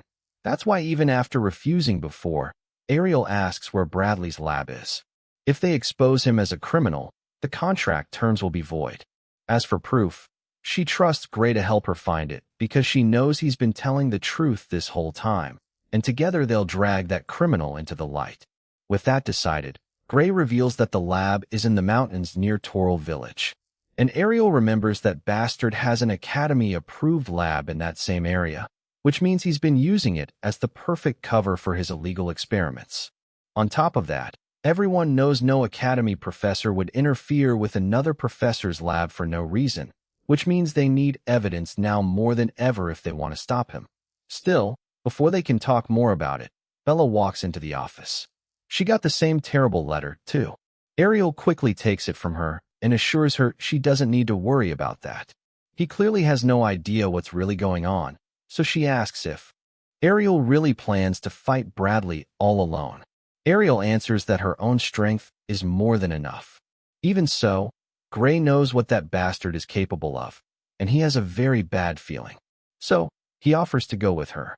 Bella does the same, insisting she can't let them risk themselves for her. It sounds like a solid plan, except Ariel reminds them. Bradley is still a professor, and who knows what he might do to them. Grace says that's exactly why they need to work together, because if they use the same power he used to defeat the ogre general, their chances of winning go up a lot. Seeing how determined they both are, Ariel knows they'll go no matter what she says. So, she finally agrees on one condition. No matter what happens, they must put their own safety first. With that settled, they head out, and we move straight to the forest outside the lab. Entrance where the three of them study the place, and confirm no one seems to be around. That makes it the perfect time to go in. The basic plan is to sneak inside while Bradley is at a conference with the Magic Society and search for anything they can use as evidence. Of course, there's a good chance the place is full of traps, so they have to be careful. Bella worries they might get caught, but Ariel calmly tells her she can turn back whenever she wants. Still, the protagonist is determined to help them, and she doesn't understand why they're risking so much for someone like her. Gray cuts in right away. They're not doing this just for her. Stopping these experiments could literally save the world. That only leaves the blue-haired girl even more confused. And Ariel says that's probably going too far, but she agrees they need to think this through carefully. Even so, they came here by choice. And with that resolve, they'll finish the mission. So, they move out and sneak forward until Ariel uses her fire magic to blast open part of a side wall of the fortress, which leads straight into the prison, where that bastard keeps all his victims locked up. Some of them are dead, and some still seem alive, but the worst part is that none of them move or call for help. At a glance, Ariel spots at least 14 forbidden spells, each one serious enough to count as a crime on its own. They don't even need to bring up the illegal human experiments to throw that monster in jail, though those crimes will make sure he never gets out. But all of that takes a back seat when they reach a chamber with an altar in the center. And Bella asks if they should take the evidence and run or rescue the people. Gray says the smartest move is to leave before Bradley returns. The problem is that right then a voice behind them asks if they mean him. And of course, it's very Bradley himself who definitely should not be there. Before they can even ask, he explains that he used a modified spell to send a double to the conference in his place because he had a very important experiment to finish. Now that he had just received fresh materials. Then the bastard turns, and it becomes horribly clear that by materials he means dozens of human corpses. But worse than that, after seeing them here, he decides on a change of plans. Now he wants to use them instead. Exceptional people with far more magic power than any normal human could ever have. With a smug tone, he says he doesn't know how they found out about his experiments. Still, he's sure they didn't tell anyone they were coming, which means he can use them however he wants because if they vanish, there's no way the Academy would ever suspect him. Not holding back at all, Ariel asks if he plans to use them as lab rats. Bradley tells her to calm down.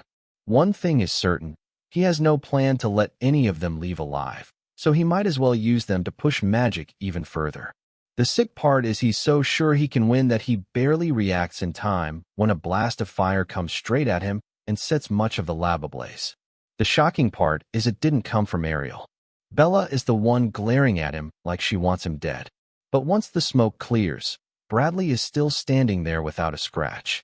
He managed to raise a force field just in time, then shamelessly praises Bella's strength, saying Ariel's divine eye clearly hasn't lost its touch. He didn't expect to be this powerful, and now he's thinking maybe he should take a closer look at the other new students, too. Then he asks if she's really willing to kill her own teacher while she's still a student. She shoots back that it's better than becoming a lab rat. And for a second, it feels like a full battle is about to start, but Ariel cuts in. They already have enough proof. So now they need to leave. The problem is Bradley won't make that easy. He fires off a powerful dark magic attack that Ariel blocks at the last second until he mocks her and says it's pointless. This is one of the finest results of his research. The flame of gluttony, a fire that can devour defensive magic and turn it into fuel for itself. In other words, it can't really be blocked. And that becomes obvious when Ariel's shield starts cracking apart to the point that she has to call on part of her divine eye's power to create a second layer of protection. Sadly, it's clear that won't hold for long either. So, she hands the kids a memory bag and says Hector will know what to do the moment he sees it. In short, she wants them to run. But Bella does the exact opposite and uses her magic to put up a third barrier, holding it in place until Ariel yells that they had a deal. Bradley's magic is too abnormal for them to handle, so she'll buy them the only thing that can save them time. But then comes the real shock. Ariel's barrier breaks, and the only one still standing is Bella. Not only does she endure it, she starts wearing Bradley's magic down little by little because she reveals that they just needed a slightly different approach. Of course, Ariel isn't the most surprised. That title goes to Bradley, who insists it's impossible. There's no way she could have made a counterspell this fast. Bella explains that she recently learned a very interesting theory, and it made figuring out his trick a whole lot easier. That sends Bradley into a rage, and he starts screaming, demanding to know who taught her. The protagonist only says it's a secret, though she'll give him one hint. Her tutor was another student. Bradley takes that like a bad joke, then grabs a strange magic crystal and crushes it into countless pieces. He warns them this will be their end. And within seconds, hundreds of eerie skulls made of energy join his earlier spell. That not only makes it stronger, but Bella's own energy starts to give out, which Bradley notices right away. He figures she has at most 1 minute of ether left. Getting desperate, MC tells Ariel to use every second she can to attack, and Ariel uses her eye to search for any option they have left. Realizing she can project her mana outside the barrier, so she does, and within seconds, she fires a beam of energy that looks amazing at first, but not for long. It turns out the redhead's offensive magic is one of the weakest among the Academy staff, and Bradley's flames can absorb part of its power, making the whole attack useless. Once again, their chances of winning look terrible. Bella asks what they can even do because she can't hold on much longer. That's when Gray tells them to move aside. It's his turn now. At first glance, his sword should never be able to reach that bastard from this far away. But there is one way since Ariel is the only one who knows it. She warns him that using that power again could kill him, and even if he survives, he may never use his injured arm again. Gray doesn't care if he dies doing what has to be done, so he jumps over the flames and rushes Bradley with a sharp, quick movement, cutting off his head. It happens so fast that Bella can barely believe what she just saw. Then Bradley's body drops to the floor completely still. Ariel is just as shocked, though even more excited, because this is the first time she's had the chance to see that power in action. But then another problem starts. The slash was so strong that it wrecked a huge part of the structure, bringing the ceiling down and threatening to crush them, too. Ariel steps forward and uses her own power to stop even the smallest piece of rubble. Even so, all she can do is ask Gray how he managed to go beyond all her expectations and how his arm feels. In response, he drops the sword without meaning to because a fierce pain is running through every part of his body. On top of that, there's a worrying numbness. We can also tell the black mark has spread, but the good news is he can still stand and still move that arm. If the Gray from a few months ago had tried something like that, he would have passed out for days. That means Hector's weird training is somehow actually working. Naturally, Ariel thanks him because if they're still alive, it's thanks to him. Still, she apologizes for being so weak that she practically forced him to use that power. Gray tells her he's the one who dragged them into this by insisting they stop that bastard once and for all. Either way, the important thing now is Ariel warning him not to use that power again for a while, because next time the damage will be irreversible. From how serious she sounds, Gray realizes she truly means it, so he agrees.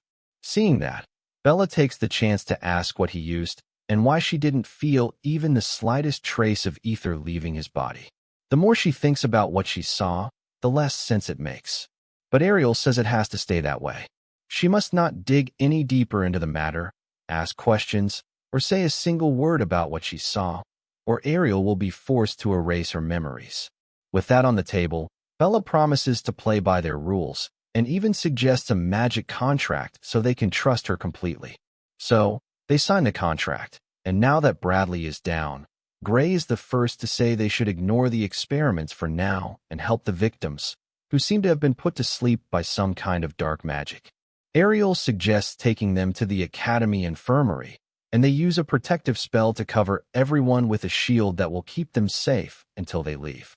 That buys them a little more time to keep searching the lab. And that's when they discover all of Bradley's experiments were about using human sacrifices to make magic catalysts or improve people's magical abilities. The strange part is nothing there seems connected to the liquidator.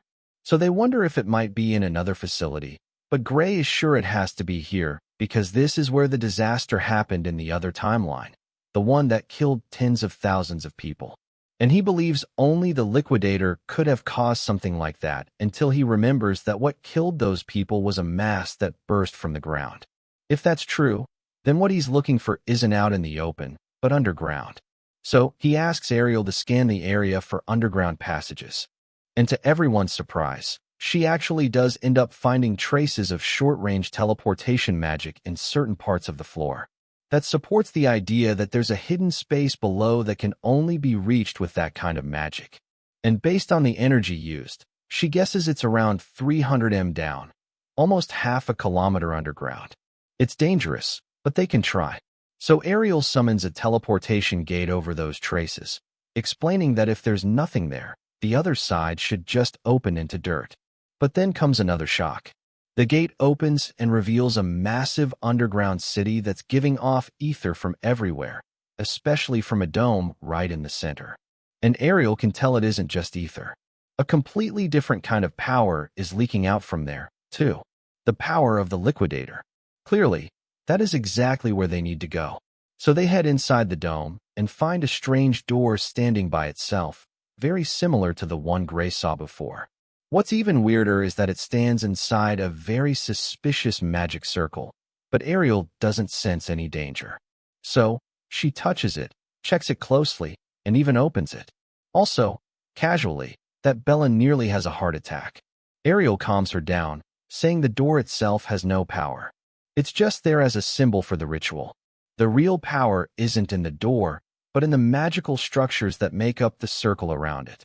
Then, out of nowhere, they activate and start glowing in a way that can't mean anything good. Gray instantly yells for her to stop, because Ariel is the one who triggered the structures. She simply steps away from the circle, staying calm because she believes that setup can't truly summon the liquidator. That becomes even clearer when the surface of the door cracks and a dark energy like Gray's tries to come out. But before it can fully emerge, the structures run out of power. Everything settles down, and the crack slowly closes, too. Ariel explains that those devices weren't made to call the liquidator itself. They open a breach to the plane where it exists and channel the power leaking through. There's also a filter, the thing that directs all that power, and it's made of most likely with human sacrifices, just like the results of the experiments they saw up above. Shaken, Bella asks why Bradley would go this far just to gather that power. And Ariel asks if she remembers the black flame that Bastard used in the fight, or that strange exploding crystal. Those were clearly made from the same energy, just rough test versions of the power behind that door. In the end, the cracks finish closing, and Gray wonders if Bradley really was trying to summon the liquidator after all. Ariel says she's not sure. Maybe yes, maybe no. Most likely he tried and failed because he didn't have enough power. But the biggest issue is this. Even one of those power structures should cost as much as an entire nation's yearly budget. Making aid is on another level. So Bella wonders if the Discar Empire helped fund it. Ariel doesn't think so. That kind of money could only come from a group whose magic research surpasses even an empire like that. There's really only one place it could be from. Gray says the only thing that makes sense is the world. Union Academy. And Ariel agrees completely. No other research group could pay for something this insane. Confused, Bella asks if the Academy isn't supposed to protect the world from threats and all that noble stuff. Even so, Ariel says that's still the only real answer. Gray tries to stay hopeful, saying not everyone in the higher ranks would support methods like this. He remembers clearly that in the other timeline, they never abandoned civilians when the liquidator came. So he refuses to believe the Academy is a direct enemy of humanity. Ariel agrees most of its members are good people and would never allow these horrible experiments. But the Academy is full of researchers, factions, and leaders, so the possibilities are endless. Whoever was behind this had support from someone incredibly powerful. And as someone who has watched them for decades, Ariel warns that they can't trust the Academy blindly. Most likely, the people behind this believe they're helping humanity, and that's what makes it worse. The place was built so carefully that finding any clue leading to the mastermind will be nearly impossible.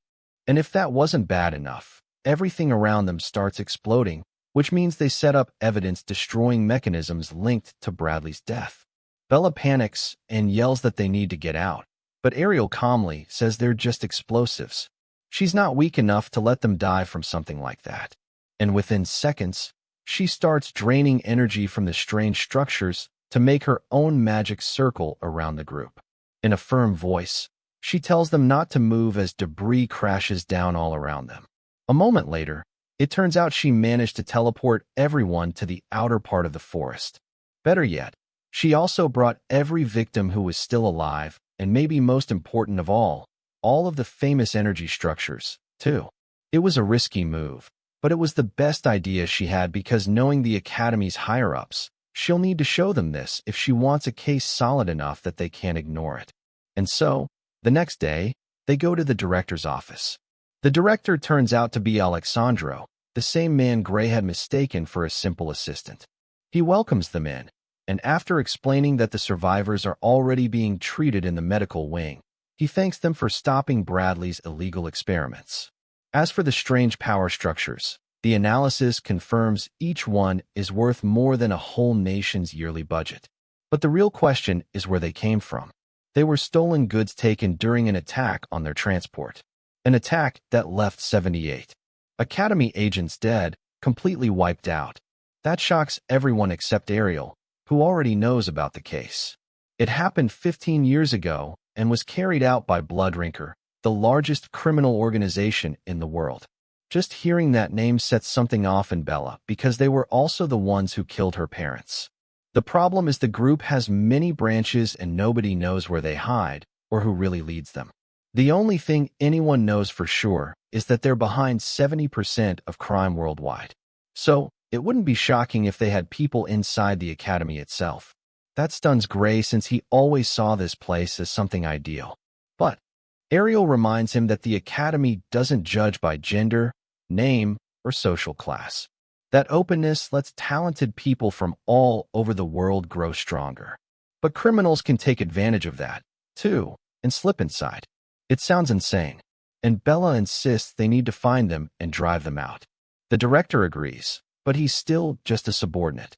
His authority has limits. If they want to learn who's behind all this, the only advice he can give them is to become stronger. He reveals that even among the students, some are so powerful they hold more influence than he does. And in this place, strength is everything. That means they can make a difference, too. That clearly fires the group up. While Alexandro studies them and thinks Ariel couldn't have beaten Bradley alone. So, one of those two must have done it. And he can't wait to see what kind of monsters they'll become. After the meeting, Gray looks at the mark on his arm and realizes that whether he wants to defeat the Liquidator or uncover this place's secrets, the answer is the same. Get stronger. He keeps thinking about that for a while until he accidentally bumps into another student with black hair. The shock comes when before Gray can apologize, the guy attacks him with a kick so fast he barely blocks it. Then the stranger starts insulting him, telling him to watch where he's going and mocking him as trash from special admission. It's obvious the bastard wants a fight. Gray is just about to draw his sword when the guy spots Ariel coming over and decides to back off for now. It seems pointless at first, but once he gets far enough, he starts muttering to himself because apparently someone ordered him to keep an eye on Gray, and that someone was Bradley himself. So now it's unclear whether that was a new order and the mage isn't really dead or just an old one. Either way, when Gray tries to report him to the redhead, there's not much she can do since it was an attack without magic or weapons. Still, she says he could always settle it himself by beating the guy up while she pretends not to notice. Gray completely wastes that chance and instead admits it isn't the first time people have mocked him for getting in through special admission. But it is the first time it turned physical. Seeing how badly he and the others have been treated, Ariel apologizes, saying that if she had more authority in the academy, no one would dare question her decisions. Gray tells her not to worry because thanks to her he's here and he's sure that he, Bella, and the others will eventually prove to the world that the Divine Eye program was not a mistake. After all, she has a great eye for talent. She thanks him, but says she still hopes he'll stand up for himself sometimes. Then she adds that out of everyone in the Divine Eye group, he's the one she expects the most extraordinary things from. She's sure Bella, and the others can become top-class heroes, too. But the first time she truly believes someone might surpass the limits of humanity was when she met him. At first, Gray thinks it's ridiculous to compare himself to those great heroes. But seeing how sure Ariel is, he tells himself that kind of doubt is for someone who's already given up. He may have beaten one of the Lynx and bought some time, but humanity is still in danger. The fate of the world is still in his hands. After that, things sort of return to normal, and soon they're in a practical sword class where each student has to face another in a one-on-one match. Gray decides to do his best to prove he deserves to be there. The problem is his opponent is none other than Leon Hart, the student with the best sword skill. Seeing the shock on his face, the teacher explains he paired students with similar skill levels, so no one would hold back. Of course, Gray sells himself short. Even after defeating an ogre general weeks earlier, he still thinks he's not on Leon Hart's level. On top of that, he assumes the blonde guy still hates him and will use this chance to crush him. Either way, the matches begin and Leon Hart decides to go all out to prove his worth. The result is a brutal opening that Gray can't answer. He can only block and then more and more fast strikes keep coming. Right away, it's clear this won't be an easy fight. After a while, Gray finally strikes back and his attack is so fierce that Leonard admits he doesn't get how Gray failed to enter through regular admission. That bit of respect boosts Gray's confidence right away, and the fight starts feeling far less one-sided. Little by little, his counters get faster and sharper, and he realizes that even though he thought Leon Hart would destroy him instantly, he's actually holding up pretty well. Still, the gap between them is obvious. Gray may have the story on his side, but Leon Hart's technique is so perfect, it's honestly scary. Gray thinks Leon Hart is a monster, or at least he would have been to himself from the other timeline. Because now the difference is that he knows how to deal with monsters like that. He uses all the experience he's gained to read the beast moves until even Leon Hart admits he hasn't had this much fun in a long time. But that's exactly the problem. The bastard is enjoying himself. He doesn't even look tired. So Gray knows he has to end this fast. That makes him remember what the teacher said before the match started. Fight like it's a real battle. And what does that mean? Pretty much anything goes. So Gray dodges the next strike with a quick move, then kicks Leon Hart's leg and knocks him off balance. On top of that, while the blonde is still in the air, Gray takes advantage of the fact that he can't dodge and attacks with a look that makes it clear he's treating this like a life or death fight. The problem is Leon Hart can't afford to lose either. Even as he's about to hit the ground, he stretches out his arm, so his sword reaches Gray's neck at the exact same moment Gray's blade reaches his. That's why Gray helps him up and calls it a draw. But the blonde doesn't agree. In that last exchange, he says he could have stabbed Gray through the heart if he wanted to. Since it was only practice, Gray went for the neck instead, and that gave Leon Hart just enough time to react. Even so, whether Gray wants to admit it or not, that changes the result. Leon Hart won. What's surprising is how well the blonde takes it. He insists that thanks to Gray, he finally understands the difference between a real fight and sword practice, because fighting is about way more than sword skill. Still, being humbled doesn't change the fact that Gray cheated. Leon Hart answers that in a real fight, it's completely fine to cheat, then suggests they do another round. Gray isn't too sure since his stamina is nowhere near Leon Hart's, and there's no way he can keep up again.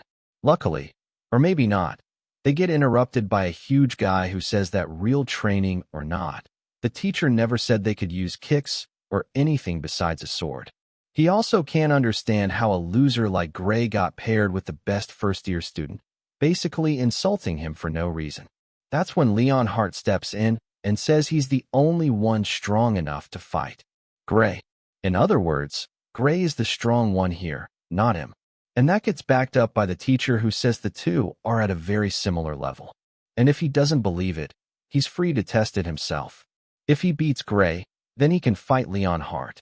The guy confidently accepts and boasts that unlike others, he beat the examiner in the entrance exam, which Leon Hart says was his biggest mistake, the same one he made himself, judging Gray without knowing his real strength.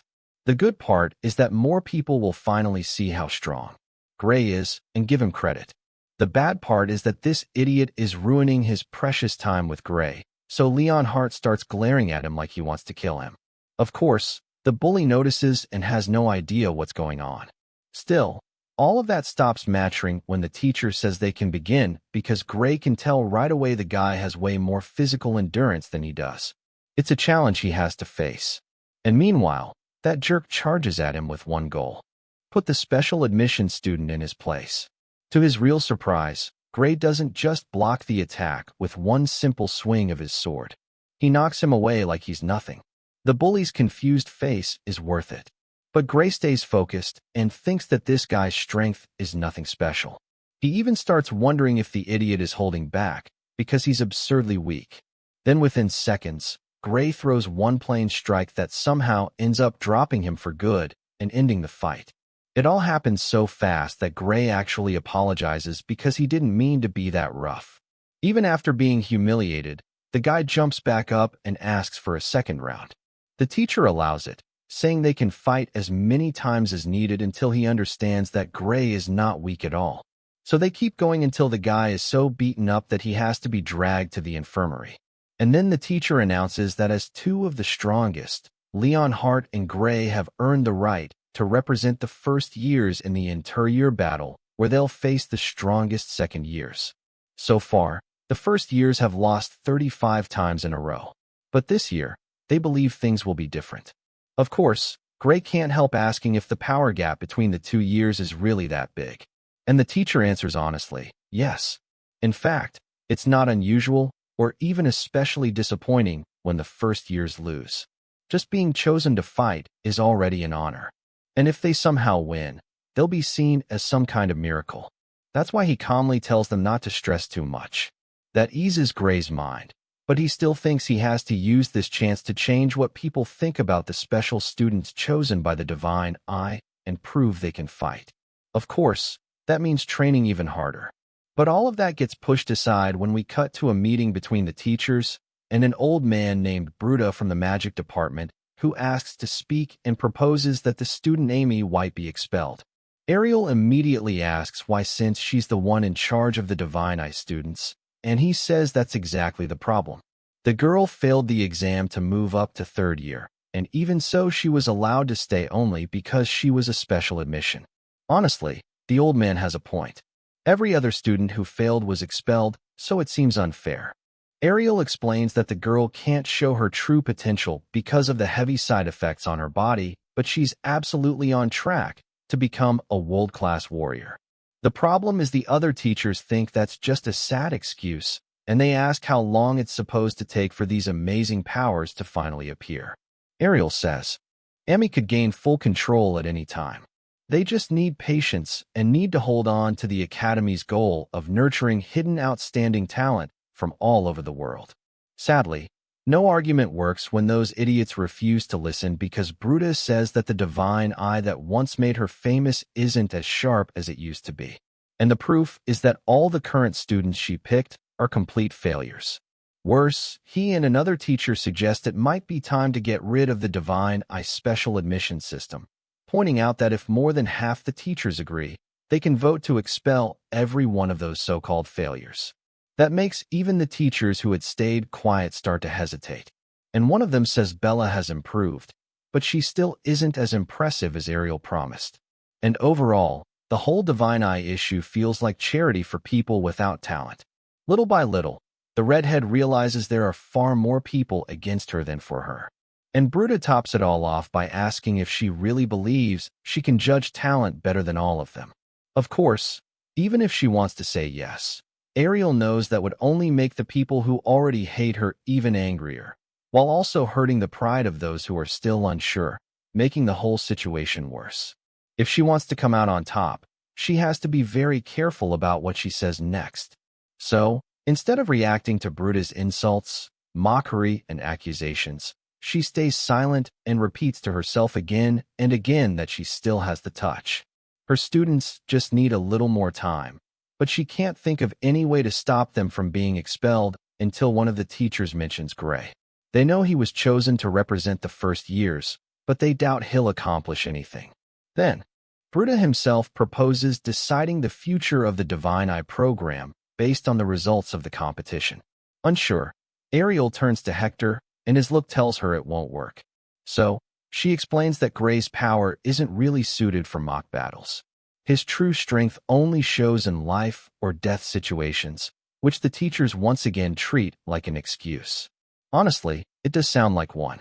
So they declare that if Ariel tries to refuse, the headmaster, tired of the argument, steps in and says they'll continue this discussion after they see his performance in the competition. In the end, everyone leaves, but the redhead stays behind, trembling because she feels she's failed them.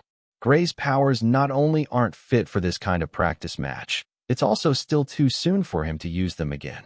And if he pushes himself, he could die. Even so, a selfish part of her still hopes he can do it so the other rough gems can survive until they're ready to shine. But for that to happen, he'll have to do something incredible. Then we jump straight to the day of the interior battle where all the students gather in the Colosseum watching closely as the first-year challengers are introduced. Leon Hart and Gray, who've earned the right to face the strongest second-year student Lugjin Hartman. At least that's what everyone thought. But then comes the surprise they introduce a second-year student, Rhea, the same guy who jumped Gray in the hallway. Of course, that leaves everyone wondering how this battle will work, but that gets explained later. The point is that Gray recognizes him and wonders if they'll have to fight him, too. While they're being watched closely by all the teachers, Lionel notices and says that last year only a few of them showed up, which means something has changed. Leon Hart figures it out right away and says they must be curious about Gray. Luino thinks he's exaggerating, but then it turns out Bruta heard him and confirms it. They're here to witness the final end of the Divine Eye students because yes, even though Ariel said nothing because she didn't want to put all the pressure on him, this bastard makes sure to lay it all out, making it clear to everyone that his future and the future of the other so-called failures depends on how he performs. Since nobody believes he can win, they're all here to watch the Divine Eye students fall. That makes the protagonist ask Ariel if it's true. But because she wants to avoid him putting himself in danger at all costs, she forces a smile and says Bruta just wants to throw him off. It might have worked if the protagonist hadn't noticed how badly she was shaking.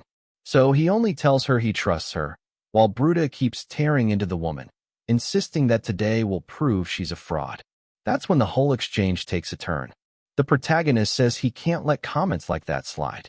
Insult him all you want, but he won't let anyone look down on Ariel's judgment. Of course, that only leads Bruta to throw it back in his face again. Him and the others are failures. So, right there, the protagonist declares that he'll prove them wrong. With a statement like that out in the open, it's obvious the match just got a lot more interesting. Then, the announcer tells them to take their places, and Gray wonders what the hell is going on. It looks like this really will be a turn one because he figures that if he'd been matched with Lineal, he might still have had a chance. Instead, he got Rada. He may not be the strongest, but he's one of the few who survived Bradley's experiments. After Bradley surgically rewired his brain to give him superhuman reflexes, and since Gray's fighting style depends a lot on surprise attacks, he's in serious trouble. So, Gray is warned not to push too hard if that reckless idiot is thinking about using his ability. Hearing that, the protagonist just says there's nothing to worry about. The first fight starts with the top two students, and the announcer explains that the arena is covered by protective magic to stop fatal injuries. In other words, they can fight like it's life or death, knowing the match will end before anyone is actually killed. So the moment the signal is given, Leon Hart instantly rushes Luniel at full speed, while Lunel sets up in a defensive stance, ready to take whatever comes. Still, he doesn't wait long to strike back. The second he gets an opening, he swings his sword and Leon Hart narrowly slips past it. Right after that, he plants himself on the ground and throws a hard kick at Luniel's face, copying the move Gray used when they fought. The problem is Luniel isn't stupid. He dodges it and admits Leon Hart is pretty strong, stronger than Lunel was in his own first year. Sadly, that just gives him the excuse to raise the pace. Now it's his turn, and he unloads a storm of attacks that are not only incredibly fast, but also force Leon Hart backward across the arena until he's literally trapped against the ropes, cornered with nowhere left to go. Lunel aims straight for his neck, and when the blade stops just inches from his skin, the alarm sounds to mark the end of the match. Naturally, the result surprises no one. Leon Hart steps back as the announcer says it's time for the second strongest fighters. Gray versus Rada. With that, the protagonist slowly walks to the center of the arena and tells himself he's faced opponents far stronger than this. On top of that, Ariel and the others are counting on him, so he can't fail. Then Rada drags his sword forward and tells Professor Bradley to be patient because in just a few seconds, he'll send Gray straight to hell. That confirms Bradley isn't alive at all. This emo guy is actually insane. And the worst part is he's insanely strong, which becomes obvious to the protagonist the moment their swords clash for the first time. The impact is brutal, throwing him back at once and leaving his arm shaking. In that instant, he realizes every warning about the madman's reflexes was true. His reactions are ridiculous, and paired with that powerful right arm, they start shutting down every plan the protagonist had for winning this fight. He's only been in the arena for a second, and the only thing he can think is that he needs to use his ability. But then he remembers what Ariel told him before the match. The chances of dying if he activates that power are extremely high. The competition matters, sure, but not enough to risk his life. And the arena's magic barrier wasn't made for his power. So, if he loses control, he could kill his opponent. Back in the present, that's why Gray holds the line. He may gamble with his own life, but he's not desperate enough to kill an innocent person. What he doesn't know is that Rada doesn't feel the same.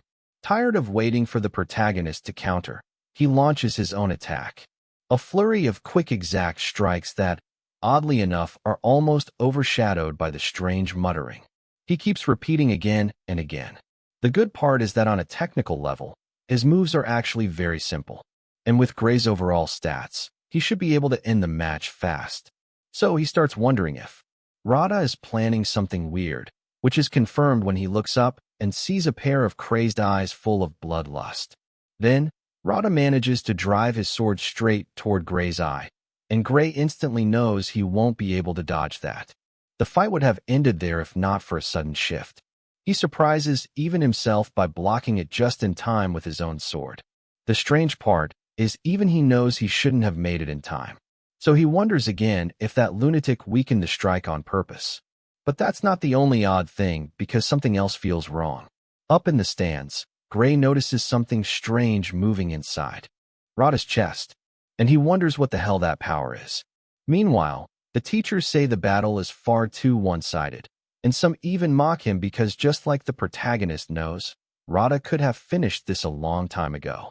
Still, several of them admit that even if he isn't winning, the protagonist is holding out surprisingly well. For them, that alone proves he's strong. But that stops mattering when Ariel asks them to end the test right away because she has a bad feeling. Things are about to get ugly.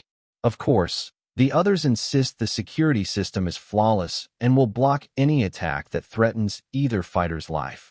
And they take Ariel's warning as proof she's scared of losing. Even so, she yells that it won't be enough to protect Gray from what's coming. But by then, it's already too late because in just seconds, that strange energy building up inside Rada's chest erupts so hard that one swing of his sword tears through the arena floor and even the so-called barrier. It nearly hits Bruta, too. And now she's finally ready to listen to Ariel. The woman realizes something wild, dangerous, and dark must have been planted inside the boy. Sadly, when she tries to use her power to step in, she gets pushed back by that same barrier, which means that if they want to save the protagonist, they'll have to turn it off. The problem is that takes time. So, Ariel shouts for Gray to run and buy them some.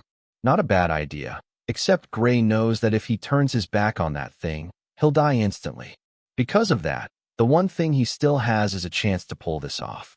Without wasting a second, the man gives him advice. He has to think of his own body as if it were the sword. It's a pretty abstract idea, and at first it confuses him.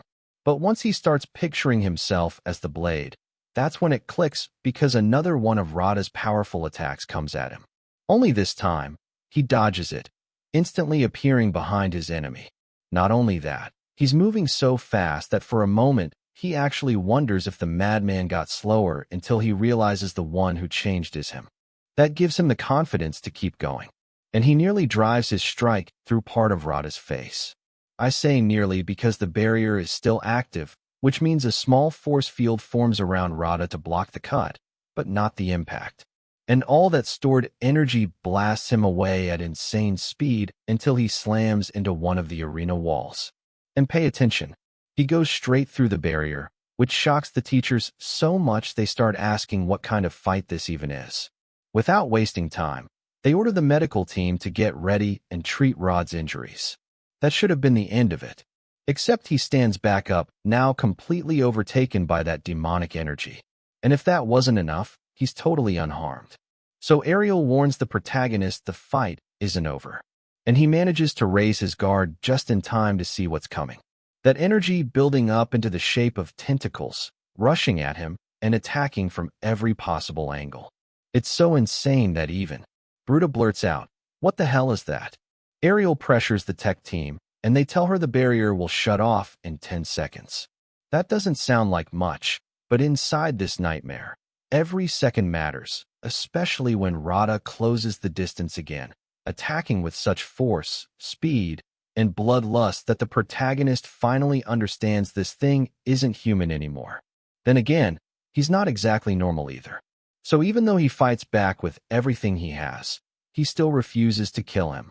That choice costs him badly because the enemy's next strike lands, and he starts coughing up blood. Worst of all, that confirms that if he doesn't activate his ability, he'll die anyway. So he decides to bet everything and releases his power, cutting down his enemy in the blink of an eye. Thanks to that, Radha finally falls. Everyone in the academy watches it happen from the stands, stunned into silence, not knowing what to say until the barrier drops, and the teachers move at once. The teachers combine their restraint spells to pin Radha down.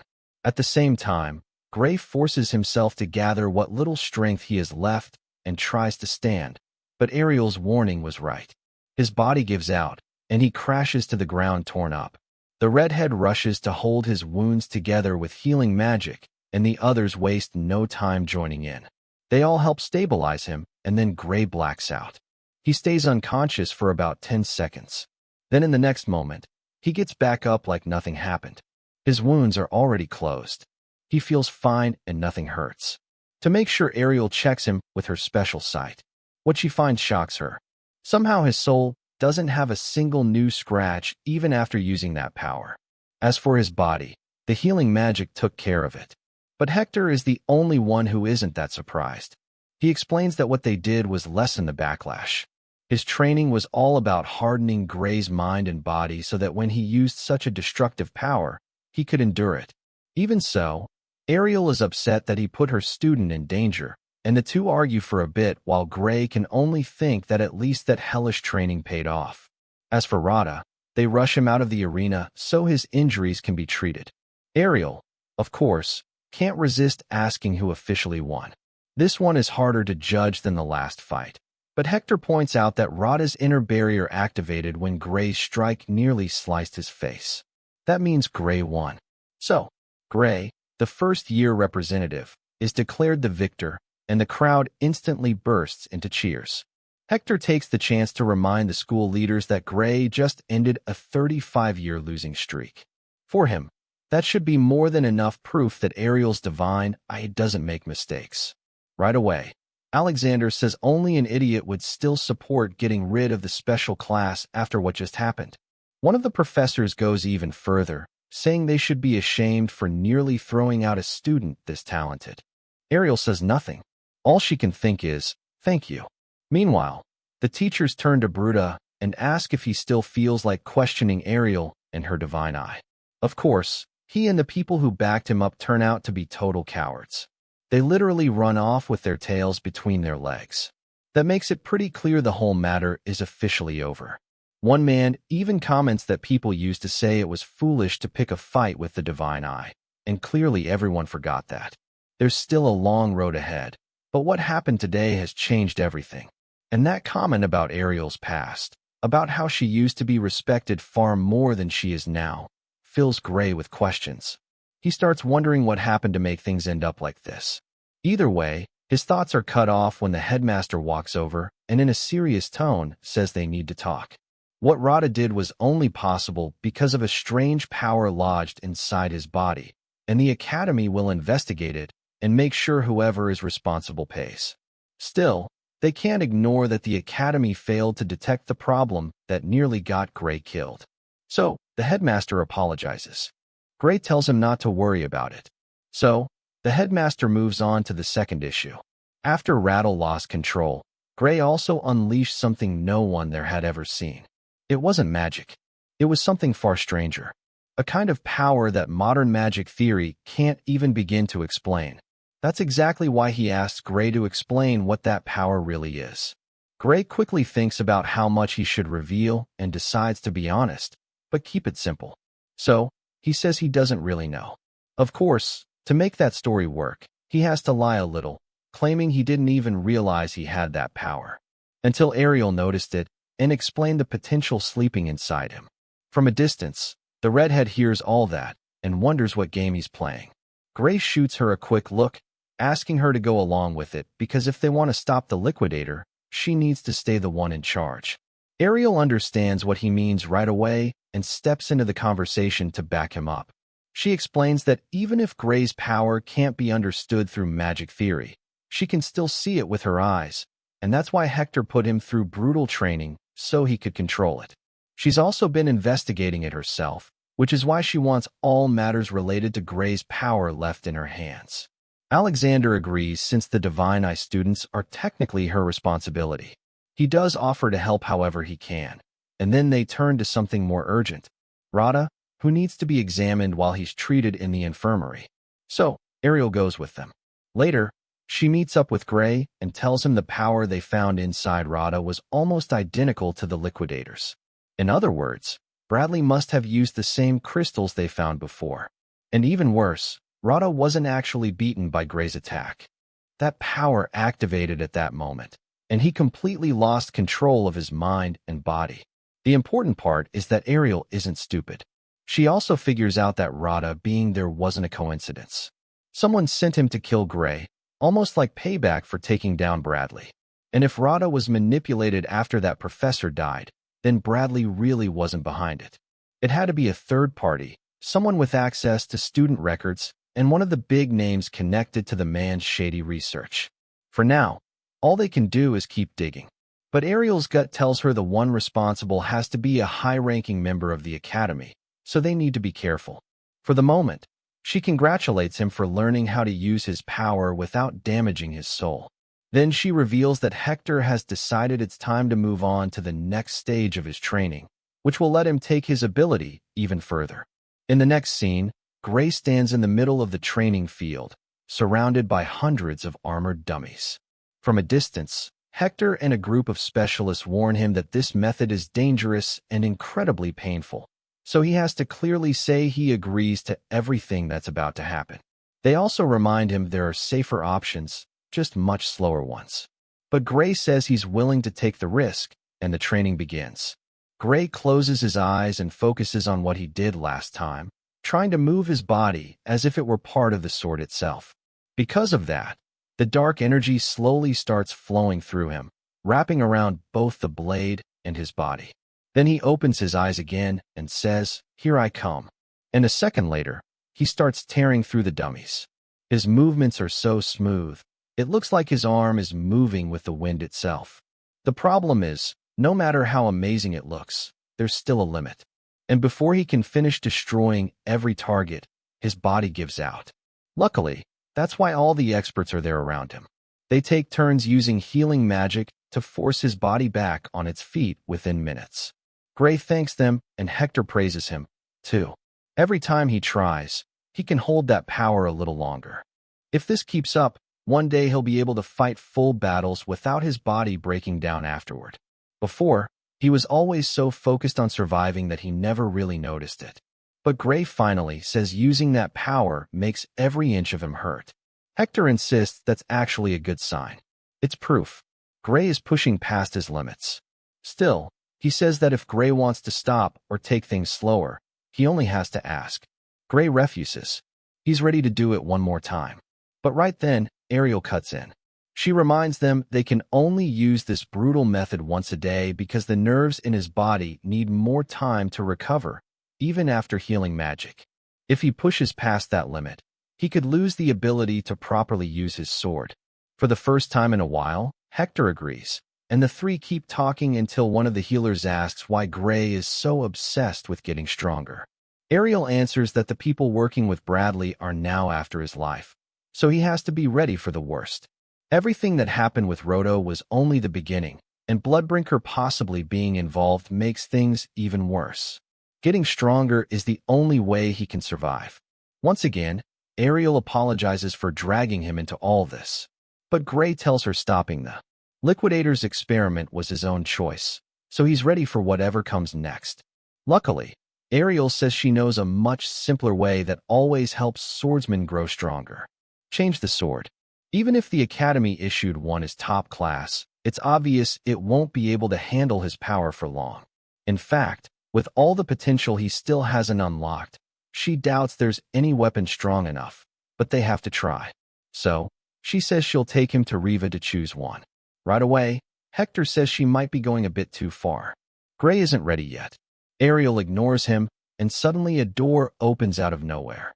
She insists he's earned this, and that's how they end up stepping through a portal that takes them straight into a massive treasure room. Every corner is packed with gold, jewels, and even strange potions. The place is so huge that even Ariel doesn't quite remember how to get to the sword section. But they finally make it, and she tells Gray their goal is to find a sword that perfectly matches his power. Hector says this is the biggest sword collection in the world, and there are so many blades that it's hard to know where to start. Ariel picks the safest plan. Test one sword a day at full power, since his ability only gives them one real try daily. So first they narrow the list down to the most promising ones. To start, Ariel shows him the sharpest sword there, a huge claymore. Gray gives it a try by swinging it through a giant wooden log. What shocks them is that he doesn't even need to use his ability or much strength to split it clean in half. The blow even cracks the floor. The sword is amazing, but it's too heavy for the way Gray usually fights. Hector points out that a sword means nothing if he can barely move it. Still, against huge, tough, slow enemies like divine beasts, it would be perfect, so Ariel tells him to keep it anyway. She'll even give him a magic storage bag so he can carry it around without dragging it everywhere. At first, Gray refuses. He doesn't think he deserves to be handed a sword like that for free, but Ariel pushes back. Better he uses it than let it sit there collecting dust. Besides, they have no idea what kind of enemies he'll face now that Bradley's mastermind has noticed him. If he were truly sure he'd never use it, she wouldn't insist. But if there's even a small chance he might need it, then he has to take it. That makes Gray think back to everything he went through in the war, how nothing ever felt like enough. That's why he finally accepts it and thanks her. Hector then warns him not to show it off unless he has to because its market value is 10,000 gold coins. Gray nearly has a heart attack and tries to hand it back, but Ariel refuses to take returns. In fact, she's not lending it to him. She's giving it to him because she wants him to fight without holding back. She tells him to forget the money, and if that still bothers him, he can think of it as a reward for everything he's done for her. Gray tries to refuse again, but the redhead shuts him up, and this time, the idiot thanks her properly. But that's only the beginning. Now they need something more normal, something he can use in regular fights against humans. As they search, Gray admits he never imagined her personal treasure room would be this incredible. And Hector says this is only the start. Her divine eye doesn't just show abilities, it also reveals the value of things in business chances no one else can see. In simple terms, that I could make her as rich as she wants. Ariel tells them to stop chatting and says that as the sword instructor, Hector should pick the next one, so he chooses the next blade. After looking around, Hector points to a simple sword so light that Gray can move with ridiculous speed. The problem is it also feels too average, and something about it seems off. For a second, Gray wonders if he's just imagining it, but Hector notices it, too, saying it just doesn't seem like the right fit. So, they move on to the next one that caught his eye. A sword with bright blue details. It grabs Gray's attention right away. He's so impressed that the first thing he blurts out is asking what it is. But that's only the start. When he tries to lift it, he finds out it's light as a feather. Even stranger, he runs a finger along the blade and doesn't get cut because it has no edge at all. It was made to test new technology, not for real combat. That makes it dull, but insanely durable. A mix that might actually be perfect for him. Why?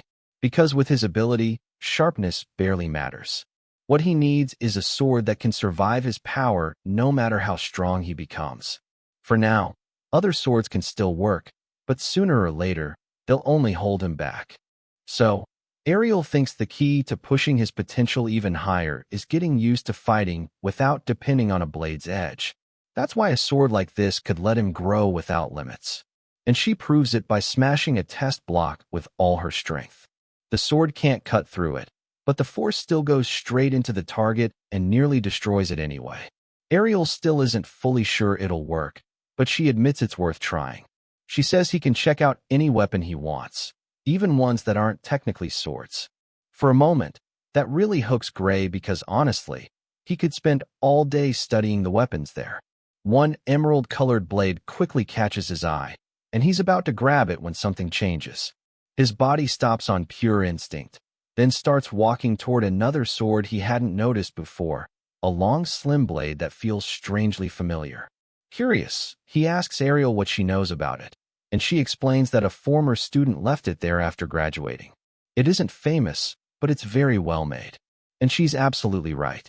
Because when Gray tests it, he finds it easy to hold, and it fits his hand perfectly. Then comes the best part.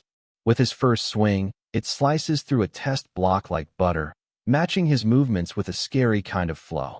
Even Hector and Ariel notice it. It's like he's trained with that sword since birth, like it was made just for him. Seeing the excitement on his face, Ariel adds it to the list of swords they'll test since they still need to see whether it can handle his power. Gray couldn't agree more, but he feels bad about the idea of ruining someone else's sword. Once again, Ariel tells him that's the last thing he should worry about. Then everything changes when she reveals that the former owner's name was Metalam Norm, someone who's a nobody right now, but will one day become the greatest maker of magic swords in the world. A few days pass, and then they decide it's finally time to start testing the weapons. The plan is to push each one to its limit so they can judge both power and durability, starting with the one with blue details. At first, it looks like it's going to respond perfectly until Gray tries to activate his power, and suddenly it feels like something cuts off. What's even weirder is that it keeps happening again and again no matter how hard he focuses. It's so strange that Ariel asks whether he feels any difference in his body. But since he feels fine, the only answer is that the sword itself is causing it. So, they set it aside for now and move straight to the last blade he found, the supposedly ordinary sword that might actually be the perfect weapon. Once again, the probe begins the routine he's been sharpening over the last few days. He tells himself that he will become one with the sword, and then releases a shocking amount of energy. This time, the good news is that he not only activates it, the power actually holds. Everything seems fine until he hears a voice whisper in his ear. While there's still time, he turns at once, thinking he imagined it. But the voice keeps going, and it's coming from the sword itself. From farther away, Hector and Ariel don't notice anything strange. So the test continues as Gray tries to wipe out as many training dummies as possible. He notices that the power is the same as before, but the sword helps him control it in an incredibly smooth way. On top of that, his whole body feels unbelievably light, letting him keep going and going at a speed that even shocks the healers nearby. But they notice something else, too. He isn't just fast, it feels like he's flying through battle. The biggest surprise comes seconds later when Gray turns to strike the next target and realizes there aren't any left. Before, he could only take out half of them before passing out. But now he's destroyed all of them in record time. Even so, Ariel and the others watch him with worried faces and ask how the hell he's still standing. They don't just mean the strain of the energy. His chest is split open from end to end, like something stabbed straight through him with a sword. Panicking, the redhead screams for him to drop the blade, and he obeys. Shocked when the pain in his chest hits him the moment he lets go. The healers rush in and cover him with layer after layer of healing magic, but even after that, he's still shaking and can barely stand. Ariel explains that not even magic can erase the effects of losing that much blood. She tells him to sit down for a while. He just pushed past limits his body had never even reached before. In one way, that's a good sign, but moving around without realizing how bad his condition is could get him killed. He'll probably need an experienced healer at his side in the future. That kind of reckless fighting is way too dangerous. For now, the important thing is that the sword is completely intact. No marks, no scratches, nothing. When Ariel tries to study it with her magic eye, she even notices the blade shining brighter, like it enjoyed the fight. Sadly, that becomes less important almost right away because in its reflection, she catches a strange movement near the Academy's main towers. And when she looks up, those same towers explode into thousands of pieces. Then the rubble starts falling toward them, and panic spreads through the students. At the same time, the teachers join forces and raise a barrier big enough to protect everyone. Of course, even the protagonist never saw this coming. Hector explains that Ariel holds the vault for dangerous materials. So, someone must have caused the blast. Worst of all, he picked up a faint trace of teleportation magic. That can only mean the explosion was part of a plan to steal something from inside the vault. The problem is that whole place was specially built to block that kind of magic. But Ariel also sensed liquidator energy mixed into the smoke. So, they likely use crystals made in the underground lab to blow open the wall and disable the anti-teleport field. In short, the people behind the explosion were allies of Bradley. Allies so confident in their power that they directly attacked the Academy headquarters. A few days later, Ariel finally confirms to the protagonist that the investigation really does show it was a theft. She wasn't told much, of course, but since the culprits destroyed the teleport inhibitor and escaped like it was nothing, she's completely sure it was an inside job. And with that, it becomes even clearer that the Academy is no longer an organization they can trust without question. Deep down, she even thinks maybe it never was. Still, the protagonist sees it a different way. If the enemy really controls the Academy, they should be able to take whatever they want from the vaults without making a scene. So, the only reason for all that trouble is that they had no legal way to get whatever they stole. The whole thing is so strange that Ariel still clings to the idea that the Blue Drinker are behind it. And this open display of force is something she takes as a warning. They're in danger, and Gray is in danger, too. He has to stay extremely careful, not just inside the Academy, but outside it, too. That leaves the protagonist with a really bad feeling. And he's not the only one because when he goes to the next class, he notices everyone is seriously on edge. Naturally, he thinks it's because of the explosion, but he's way off. They're actually terrified about the outdoor marching exercise they were called to join. Seeing him so calm, Leon Hart figures maybe he didn't have time to read the notice. But the protagonist tells him there's no way he missed it since they'll spend a full week stuck in a forest packed with high-level monsters. It's such a harsh place that just moving between camps will take 16 straight hours. And there's not even any promise they'll be able to sleep at night with creatures stalking them the whole time. Even so, he stays totally calm while everyone else panics because more than half the students quit in their first year because of this test. What they don't know is that the protagonist has survived something even worse. In his earlier training, they threw them into forests even more dangerous with no supervision and no help. Just them and hundreds of monsters that wiped most of them out. That obviously impresses Leon Hart, who's basically started acting like his personal fan.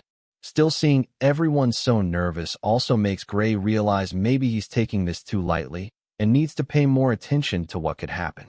And just like that, we move straight to the day of the exercise where Hector warns them that finishing this test is one of the key factors for advancing to second year.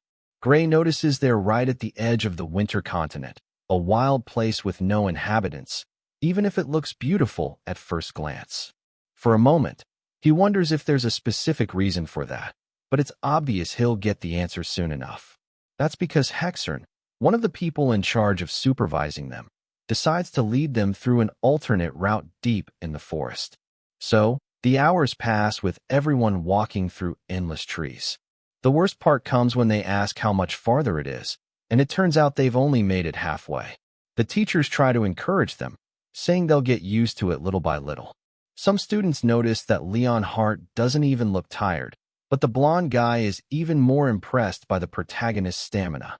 He hasn't slowed down even once in the 8 hours they've been walking.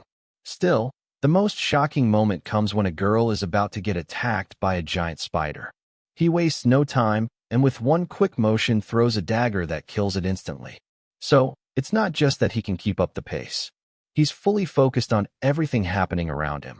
There isn't a single opening in his stance, and that shows how prepared he is. As for Gray, he still thinks this is nothing compared to the hell he already survived. What worries him isn't the monsters, it's how exposed they are, and the fact that the Academy knows exactly where they are. Basically, it's the perfect setup for any infiltrator to attack. Eventually, the teachers tell them it's time to stop. Not because they've reached their destination, but because from this point on, they'll be doing a new training exercise involving food. Of course, nobody knows what that means, and the students look at each other in confusion before suddenly cheering. They've come to the best possible conclusion. It must be time for a feast. Gray isn't so sure, though. If they were just going to feed them, they'd say it plainly. Calling it training means the exact opposite.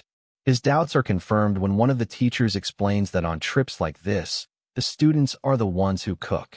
It's called training because it's part of the test, and basically they'll have to split into teams, take the needed tools, and prepare their own meal. The teacher immediately summons the supplies, and then the protagonist is named leader of Squad D with 3 others, Basque, Rumia, and Venice. That makes him pretty nervous because he assumes the others still don't take him seriously, but it turns out to be the complete opposite. The 3 walk up to him kindly, and none of them even think of saying something stupid, like they won't listen to someone who didn't take the regular exam. In fact, the protagonist is the one who asks if they're okay with him being the leader, and they say, of course. After what he showed the other day, it's obvious he's one of the most capable first years. So, they focus on the mission while Gray thinks this is exactly what he's worked so hard for. Then, things get weird when they open the box and realize the supply crate doesn't really have supplies at all. It comes with a pot, a lighter, and that's it. They think it's a mistake until the teacher explains that in a real battle, you usually won't have food or cooking tools. So, they should be grateful they even got a pot. In other words, they're on their own this time. Leon Hart tries to point out that modern missions use magical storage with everything needed to survive. But the teacher says that only applies to missions planned ahead of time in an emergency battle or if the supply officer dies. They'll have to manage by themselves because the other option is dying helplessly without being able to do anything. Besides, magic storage bags are extremely expensive. So, this training isn't pointless, and today they'll do it the old-fashioned way. Leon Hart apologizes, and Gray starts to appreciate the magic bag Ariel gave him for the sword a little more. The point is, they have to head straight into the forest to find their own supplies. The good news is that it won't be too hard now, because until this point, the teachers have been using a special spell to keep monsters away, but they drop it right now. So, the food will come straight to them. Of course, to eat them, they'll first have to beat them. And just like that, with a small snap, the little feeling of safety around them disappears, and is replaced by the unease of knowing more than one monster is watching them with killing intent. Nervous, the students ask the protagonist what they should do, and he says it's pretty simple. Hunt the monsters and eat them. The good part is that he's been studying the trail very carefully, and from the tracks, most of the creatures seem medium or small, so their sword should be enough. As for the hunting plan, it's not that complicated because since the creatures are carnivores, they'll come to them on their own. They just need to react in time and fight. In short, they have to act like bait. And the key is moving fast because if they stay there, they'll end up competing with the other squads for prey. They could also eat insects. But while the others want to hunt something better, his sharp judgment guides them to a more remote part of the forest where they follow a set of tracks until he realizes what's coming. They found the perfect prey. Of course, none of them expected it to be this huge. It's a giant bear-like monster charging at them, ready to tear them apart.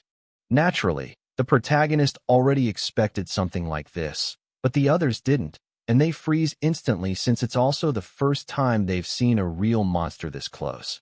Worse yet, the creature is much faster than they expected.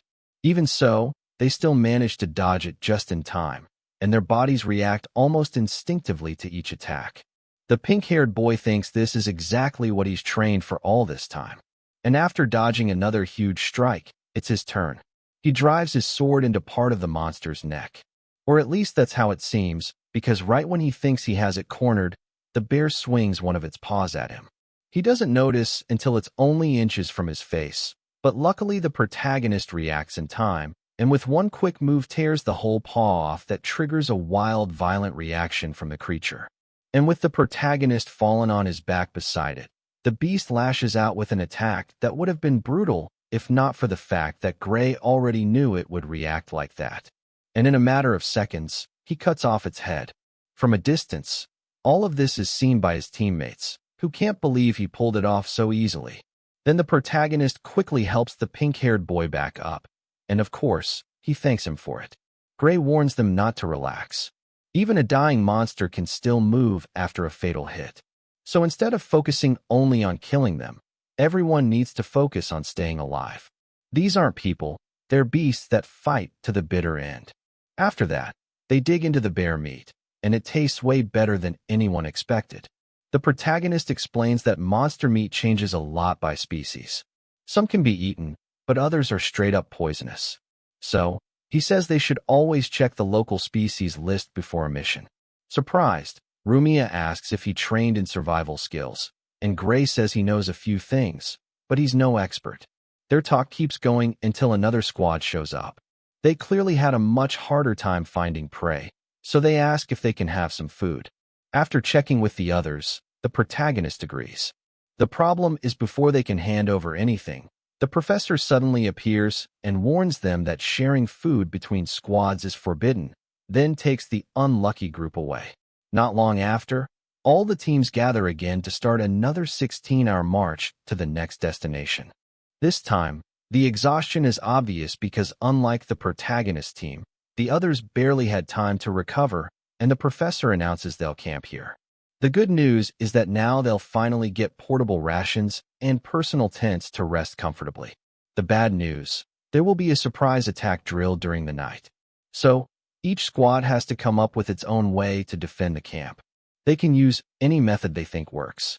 And while some idiots instantly think about sleeping and using the other squads as an alarm system to know when the attack starts, the professor already planned for that and says every team will be placed in completely separate areas so nobody can take advantage or cheat. With that, they begin the second training exercise and once again, they set up their camp. Then, they figure the safest plan would be to have 2 people on watch at once, but that would leave them with less time to sleep. So, they settle on one person standing guard and rotating through the night. As for the order, it's a whole long thing. But the point is that the protagonist ends up second, while Basque, the pink-haired guy from before, takes third, and everything seems fine until they go to sleep, and Rumia starts the first shift, thinking it would be the easiest one. Then, to her surprise, right at that moment, a figure with a knife starts moving closer. The problem is, she's already fighting sleep, so she notices nothing until the intruder steps on a twig, and the protagonist is the one who jolts awake with a bad feeling. No animal would move that carefully, so the enemy has to be human. Because of that, he peeks through a gap in the tent, and seeing that Rumia still hasn't reacted, he becomes even more sure that someone is out there. Right away, he remembers the warning Ariel gave him the last time they met. The people behind Bradley are after him. Even if this is probably just the planned surprise attack drill, he still has to be ready in case it's really an assassin. That's why he quietly slips out of the tent and starts checking the area around them, using the moonlight to see clearly. He follows the signs, and that brings back strong memories of the time he was personally trained by Jacob, the divine archer. Jacob taught him how to move without making noise or being noticed, stressing that the real issue wasn't sound itself. It was making sounds that felt too human. The goal was to blend in with the sounds of nature to become part of the surroundings. Thanks to that, Gray can move in without being noticed until he catches the intruder red-handed. And before the person can react, Gray puts a knife to his neck and warns him not to move if he wants to leave alive. First, he has to answer every question. And if he makes one useless move, Gray will kill him. He immediately demands his name and affiliation. Then comes the shock when the man turns around. It's the professor sneaking around the camp as part of the surprise attack exercise. Of course, he never expected one of his own students to jump him like that, catch him completely off guard, and threaten him with such clear skill, control, and awareness in the open. Honestly, it makes sense. Still, the protagonist is so paranoid that he can't help wondering if this could still be an assassin pretending to be the professor. Even though he admits that if someone really wanted him dead, they'd bring something stronger than a simple knife. So, he takes a few seconds before finally backing off. But right then, Rumo interrupts them. She apparently came out to check the area, and she's shocked to find both of them together like that. They explain what happened, and the professor admits it's the first time he's seen first-year students this prepared, so prepared, in fact, that he assumes they had two people watching at the same time. That catches the protagonist's attention. So he explains he only came out because he heard a sound and asks if it was the professor who stepped on a twig nearby. Luckily, it was. The professor never imagined they'd detect the attack from something that small. Gray just says he's a light sleeper, and that makes the man laugh because he's been watching him. And ever since he entered the academy, Gray hasn't stopped surprising him so much that he starts to wonder whether there's really anything left for him to teach. Then he decides that from now on, Gray will be banned from night watch training because if he handles everything himself, his teammates won't get the chance to learn. Worried, the protagonist asks if that wouldn't leave the others with even fewer hours of sleep. So, the professor offers a fix. He won't attack during the hours when Gray would have been on guard. That way, the rest can sleep and still prove themselves on their own. On top of that, because he did so well, the professor automatically gives the protagonist a perfect 10 for that part of the test. And with that, the matter seems settled. Or at least that's how it looks. Because as the professor walks away, he can't stop wondering whether the protagonist went through some kind of special training, what exactly he might be hiding, and who he really is.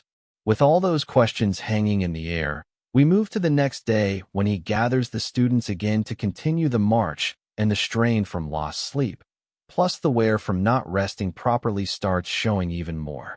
Even so, the students push through and keep walking until sunset. When the professor says they've reached the next camp, the thing is they're so worn out and traumatized that they're scared to hear what the next test will be until he tells them to relax, because today's training is over. They don't have to do anything else. And he doesn't even expect them to set up the tents because he already handled that so they can rest comfortably until the food is ready. Yes, food. Because while everyone sleeps peacefully, the teachers prepare a full feast for them. The only one still uneasy is the protagonist who thinks this can only mean one thing. Tomorrow is going to be hell. Beside him, Leon Hart says that no matter what happens, he's sure Gray will be fine. And they keep talking until the professor announces they can come out. The moment they do, they're welcomed by a table packed with delicious food along with the confirmation that they can eat as much as they want. He even praises them for all their hard work over the last few days. But the look on his face makes it obvious this is too good to be true.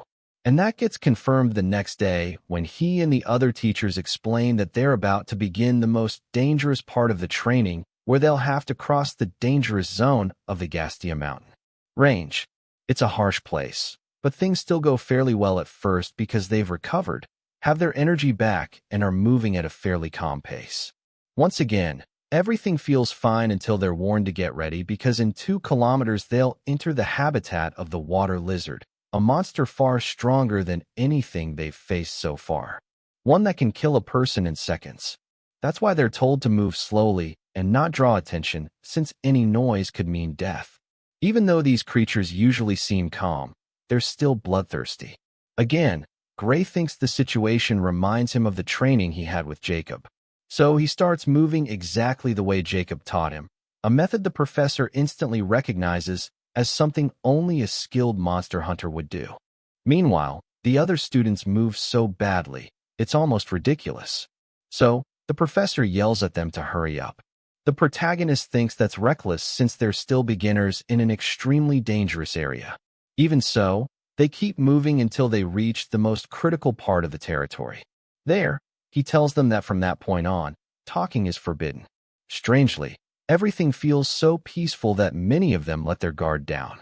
One guy even starts thinking all those warnings about the water lizard must have been fake, because there's no way they'd bring a bunch of inexperienced students into a place where they could die at any second. And of course, that becomes his biggest mistake because he loses focus and trips, hitting the ground right away. For a moment, the idiot thinks that's all that'll happen. He'll lose a few points and keep going at the academy. But he couldn't be more wrong because within seconds, they find themselves completely surrounded by the creatures. And the next thing we get is a full rush straight at them, all hunger and bloodlust. One of them is about to rip that student apart with its claws when Hector steps in and stops it, driving his sword through its head. The strike is so strong it cracks the ground. But sadly, that only marks the start of the nightmare. Because the second he pulls out his sword, another beast leaps at them at full speed, forcing Leon Hart to jump in with a clean, confident strike that would have been enough to kill it. If the monster's hide weren't so thick that it deflects the blade, its scales block the blade like armor, and in the end, the lizard comes out without a single scratch. By then, it's already right on top of them. That leaves the blonde at a huge disadvantage. Luckily, Hector steps in again and yells that this isn't something the students can fight. He orders them to fall back while he and the other teachers handle the monsters. It sounds fine, except even the teachers struggle to deal any deep damage. And the shocking part is that even though they can only land a few cuts, they still manage to bring them down. Then the mustache professor explains that during summer, water lizards carry very little water in their bodies, so even a small loss of blood can kill them. One of the boys asks if they could have beaten them during the rainy season, and the mustache man says, no, they'd all be dead if that were the case. That's exactly why all this training is done at this time of year. After that, they keep moving until they finally reach the summit, and Hector congratulates them. Even with that setback, they made it. Leon Hart says the hardest part wasn't the brutal path itself, but the stress of crossing it without making even the tiniest sound. And that's the whole point of the training, which becomes obvious when they look at Gray. He's calmer than ever since we're already trained him for situations like this. Even so, Hector says they're doing far better than past rookie classes. Before they move on, he asks if anyone has questions because once they keep going, they'll enter enemy territory again and won't be able to talk. The thing is, Gray doesn't have a question, he has a warning. In the distance, he spots a dark cloud rushing toward them. And with the wind blowing that way, it's easy to guess what's coming next. Of course, Hector takes it seriously and asks the mustache man if rain is even possible at this time of year. The man says it should be impossible, but now that Gray pointed it out, he can see the cloud, too, which means trouble. With that in mind, Hector decides they need to turn back and cancel the training. The top priority is getting out of water lizard territory as fast as possible. But surprisingly, the mustache man disagrees. He insists the cloud is too small to panic over, so they should keep going.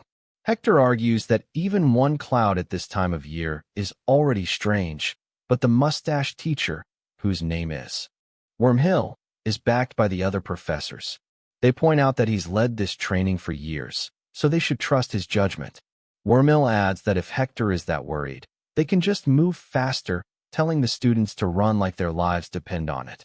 Still, there won't be time to fight any monsters, so they have to be even quieter.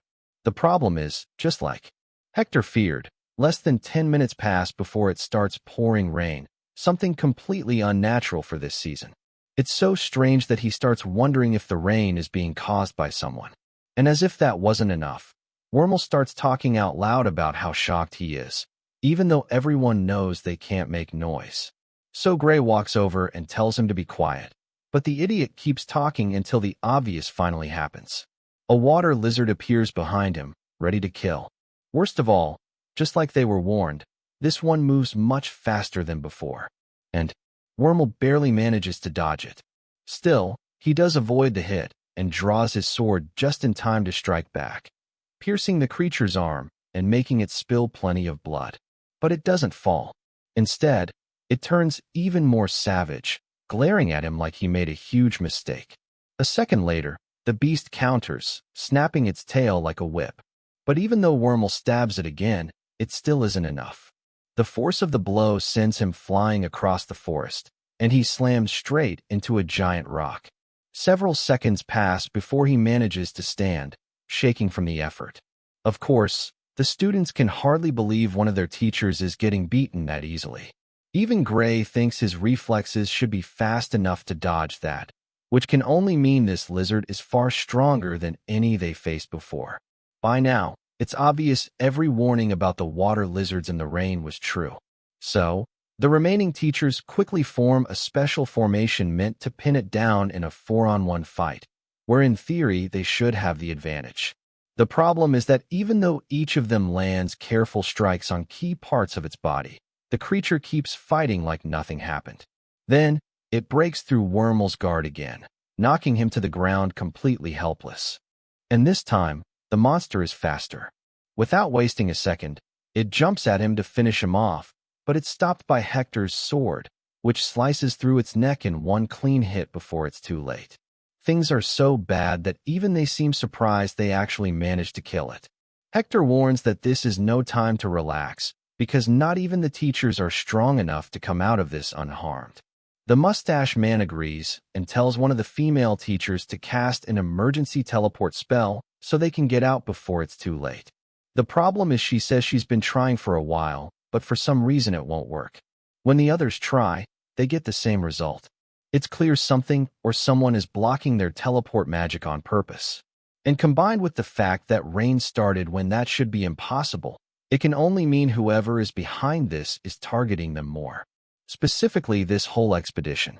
Murmurl starts to panic and asks what they should do. Another teacher says trying to cross the zone in this rain is certain death. So maybe they should make camp and wait for the storm to end. That sounds reasonable, except if the rain is artificial. There's a good chance it won't stop until they're all dead. That starts a long argument, because both options have their own pros and cons. They really seem trapped. Then Gray tells them that as long as there's healing magic, he can fight because with his ability, their odds of surviving go up. Hector admits he has a point, but neither of them can promise Gray will last until they reach the exit.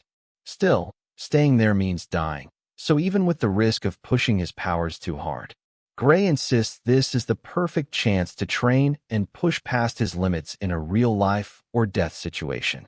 It's also the only plan they have.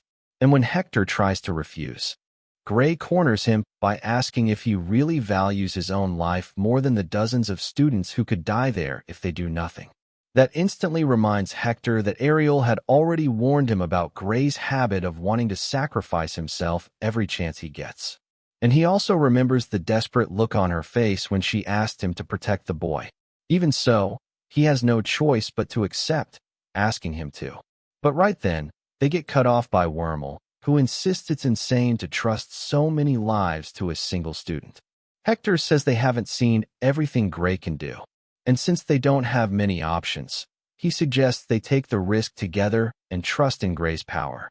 Some of them seem to consider it, but Wormhole doesn't budge. As another option, he orders some of the teachers to use communication magic to send a rescue request to Academy headquarters, thinking it's safer to wait than try to escape with just one student. And even though communication is blocked, too, the teacher he asked insists he managed to send the message.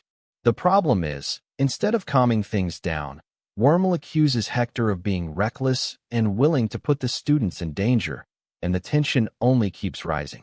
Hector fires back that the monsters could attack again before any reinforcements arrive. Even so, it seems like everyone is siding with Wormhole, who wins the argument by saying they should stay put. So, they fall silent and start waiting for a miracle. The problem is that with every passing second, the students grow more nervous because for some reason, the only one staying calm through all of this is Wormhole himself. He doesn't even react when he hears movement in the forest, a sign the lizards have finally come for them. The good thing is Hector doesn't waste a second and takes a battle stance while telling Gray not to step in unless things get really bad. Without hesitation, Gray agrees. And then the teachers begin round 2 against another one of the creatures, which manages to wound one teacher before Hector and Wormhole finish it with a joint strike straight to the chest. That small wind makes them think they have things under control, but they're completely wrong. The noise of the fight draws in 2 more beasts and Gray, Leon Hart, and some of the students quickly pull out their own swords. Hector stops them, saying, "Not yet. The teachers still have plenty left, and the students should use this chance to see how an academy professor really fights." In seconds, everything changes. Their eyes grow fiercer, and they switch back into that earlier formation to handle both enemies at once. Even Leonard is shocked to see they don't hesitate at all. But that doesn't change the fact that it's a brutal fight that forces them to focus on one enemy first before moving to the other. So Hector keeps one of the beasts busy, striking it again and again to open the perfect gap for Wormhole to drive his sword straight into its heart. The students cheer right away, but one is still left and worse, feeling cornered. It starts roaring with all its strength, and Leon Hart notices the teachers they've barely been hurt. So Leon Hart figures they might really hold out until backup arrives. But that hope falls apart fast. Right in the middle of the fight with the second monster, 2 figures appear behind Hector and the other teachers, clearly going in for a kill. They close the distance fast, but before they can strike, Gray jumps in and slices off both their arms in one move. Even that isn't the biggest shock because the attackers aren't strangers at all. They're Wormhole and the glasses-wearing teacher who had backed every one of his choices up to now. The teacher they almost hit turns and sees both men bleeding out on the ground, but he forces himself to stay focused on the creature. At the same time, Hector thanks the protagonist for protecting them. With that, they bring the monster down. Then the really important part starts when they confront those bastards and ask what the hell they were trying to do. Of course, Wormhole denies everything and claims he was only attacking the creature when Gray cut off his arm. The glasses teacher backs him up, shouting that Gray should be arrested, but another professor calls them pathetic because everyone there saw exactly where their attacks were aimed. The students confirm it, too, looking at each other and realizing they all witnessed the same thing. Sadly, this isn't the first time something like this has happened at the Academy. It has plenty of enemies after all, but it is the first time the attack came from the teachers themselves. And as for the reason, it's obvious those bastards planned to cover it up as an accident. It's still unclear whether they meant to kill the students or kidnap them for something worse. But one thing is certain, they're safe now because of the protagonist. That said, Gray tells Wormhole to stop pretending because both he and Hector have suspected him for a long time. That shocks the bastard so much he nearly admits it, asking if their plan leaked somehow, but the protagonist answers. Honestly, nothing leaked. They figured it out from the way he acted. Every plan Wormhole pushed left the students exposed, and at first, Gray thought he was just incompetent. But the truth became obvious when the rain started and his movements turned unnatural. He suddenly took hits he could have easily dodged, not because he was weak, but because he was putting on a show to blend in with the people who were actually fighting. The good news is the protagonist used his powers so briefly that he feels no pain at all. The bad news is Wormhole's plan still isn't over, because the bastard starts laughing like a madman, mocking them for not realizing the real danger is only just beginning. Even after exposing him, nothing has really changed. The rain spell is still active. Monsters will keep coming and backup will take too long, so they're all going to die. Still, he says he can offer them a way out. He's willing to spare the students if Hector Gray and the other teacher, named Rent, give up their lives to make the threat even clearer. A third accomplice shows up, ready to kill them. But the protagonist needs only a split second to get behind him and threaten to rip out his throat if he moves again. The problem is, even then, Wormhole doesn't look worried until the protagonist realizes the third accomplice is the group's teleportation magic expert. In other words, he's probably the one who blocked that magic in this area, and that means he could be the key to getting everyone out the right way. For the first time, Hector admits even he hadn't noticed that. After saying Gray is far too sharp to be just a student, he marches up to the man and nearly drives his sword into his eye, ordering him to send all the students and teachers to the base of the mountain right now. If he refuses, Hector says he'll take one eye, then move on to the rest of his body. Gray backs that up, pressuring him with his ability and warning him not to send them anywhere else or leave anyone behind.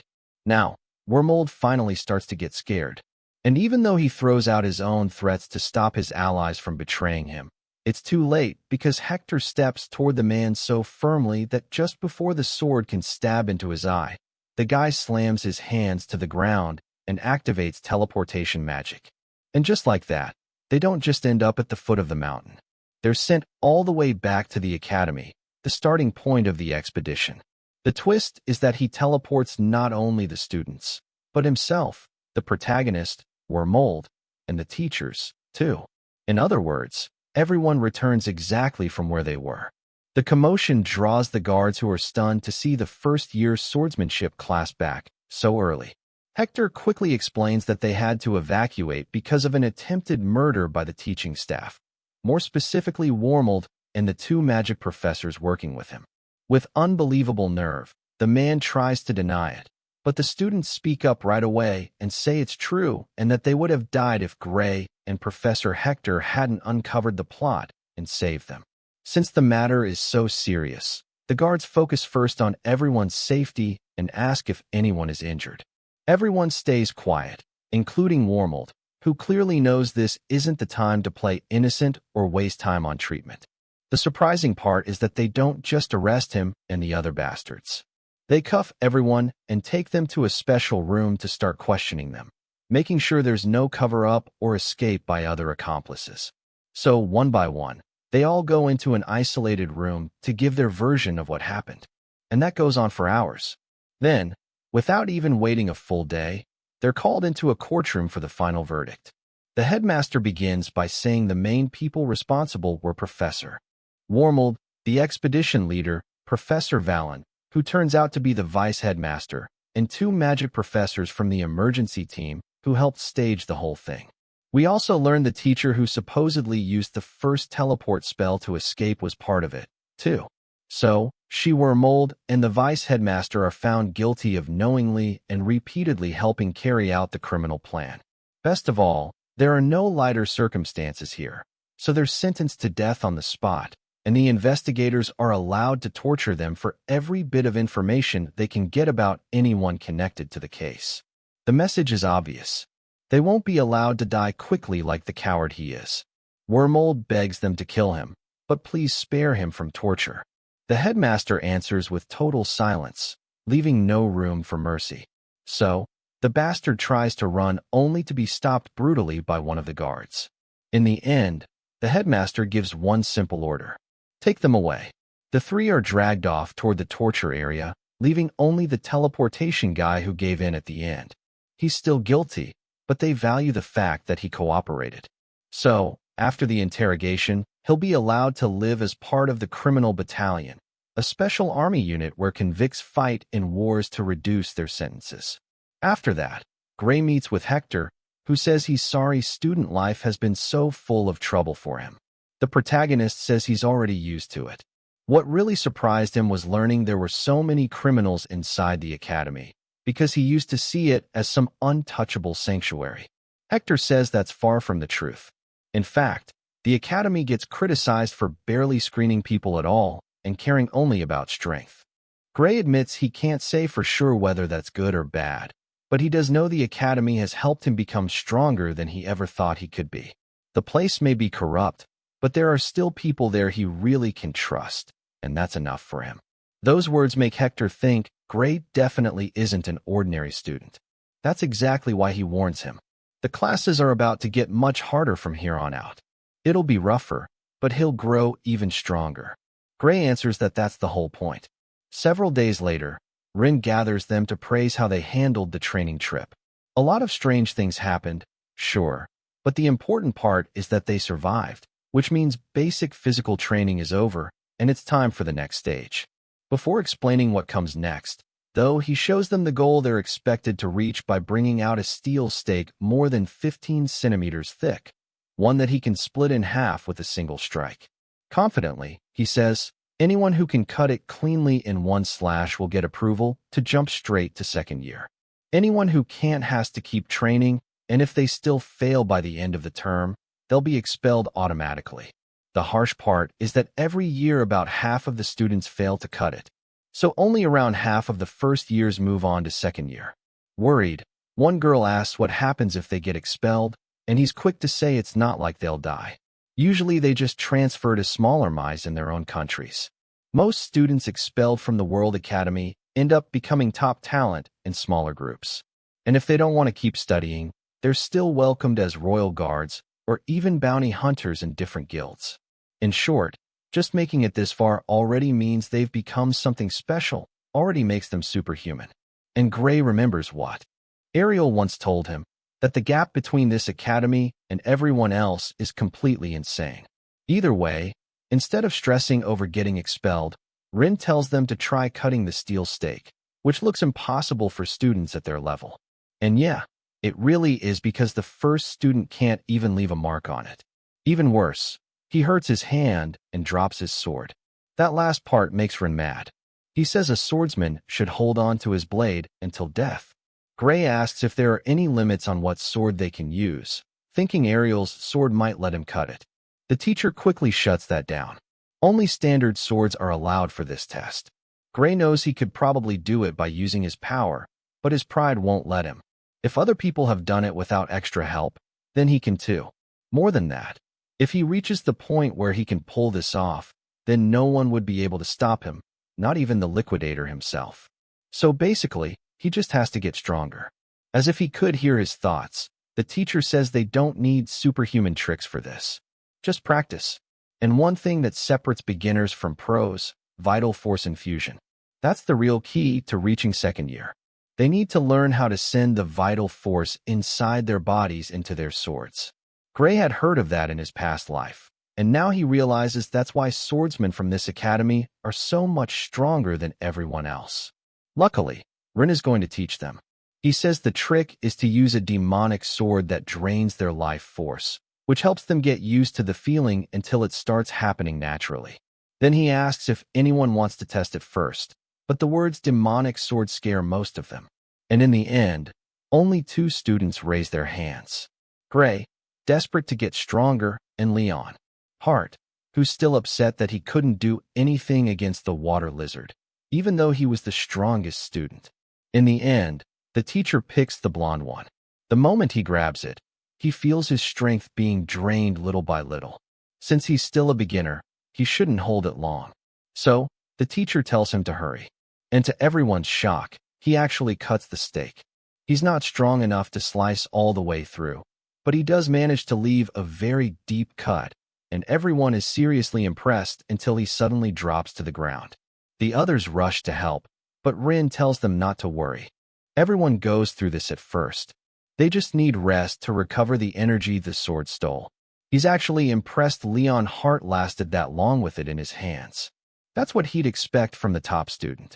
After that, it's Gray's turn, and he steps forward without hesitation. Even after watching the blonde guy drop like a sack of potatoes, he makes one clean move, draws the sword, and immediately feels himself getting weaker by the second. So, He rushes to land his strike. To everyone's surprise, he manages to cut through almost the entire stake. Of course, he still has a long way to go. So, he puts the sword away before passing out. Rin is stunned because it's the first time a student has stayed standing after doing that. Gray can only credit Hector's training, which basically pushes his body past its limit. Curious to see how far he can go, Rin asks him to try again.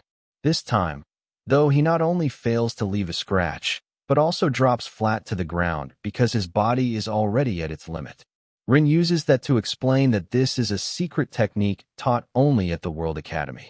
Then, he asks if they know why.